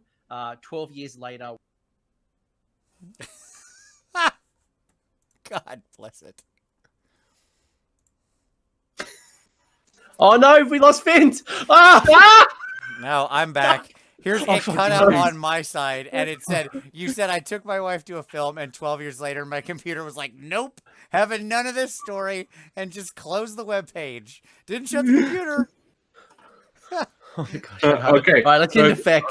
Okay, let's go. Okay, so they have 3 units, right? Yep. They have 6 total options, 3 units. So for FEC, you're going to have 1 leader. You're going to have 3 options that are 1 leader, and then 3 actual unit options. Yeah, gotcha. So it's one of the tightest actual like unit ranges, right? Sure. Interestingly, they have a 40 wound unit. Is that the crypt? The Flayer, the Infernal, like which is the Flayer captain. Yep. He's 4 toughness, 40 wounds at 300 points. Woof.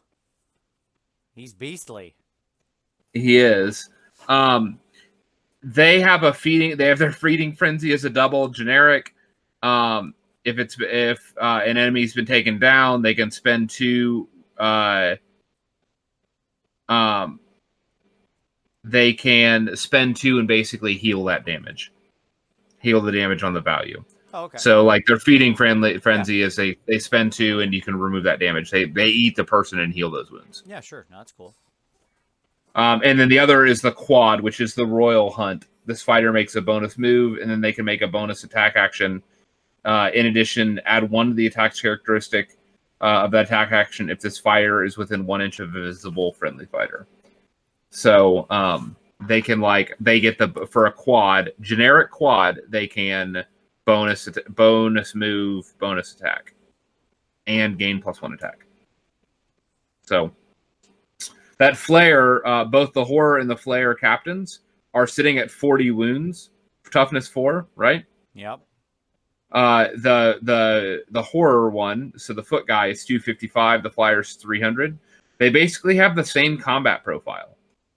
So 5 attacks, 4 strength, 2-5. Okay. So a pretty solid attack profile. 2-5 is solid. Right. And basically what you're paying for is the difference between a 6-foot move and a 10 fly move. Okay. It's 45 points. Which makes sense, right? I mean, movement, that's a huge deal in movement.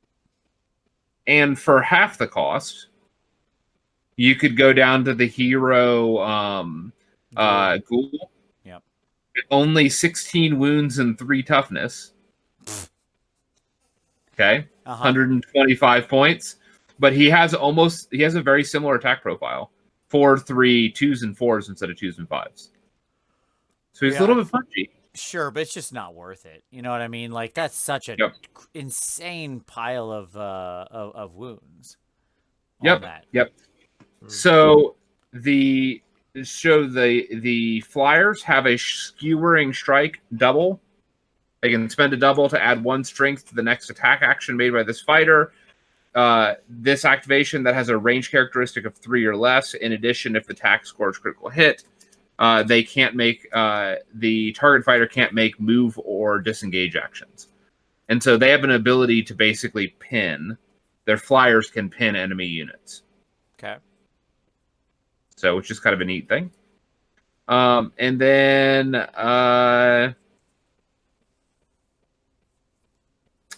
they have a double that they can spend for their elites. So basically, their horrors.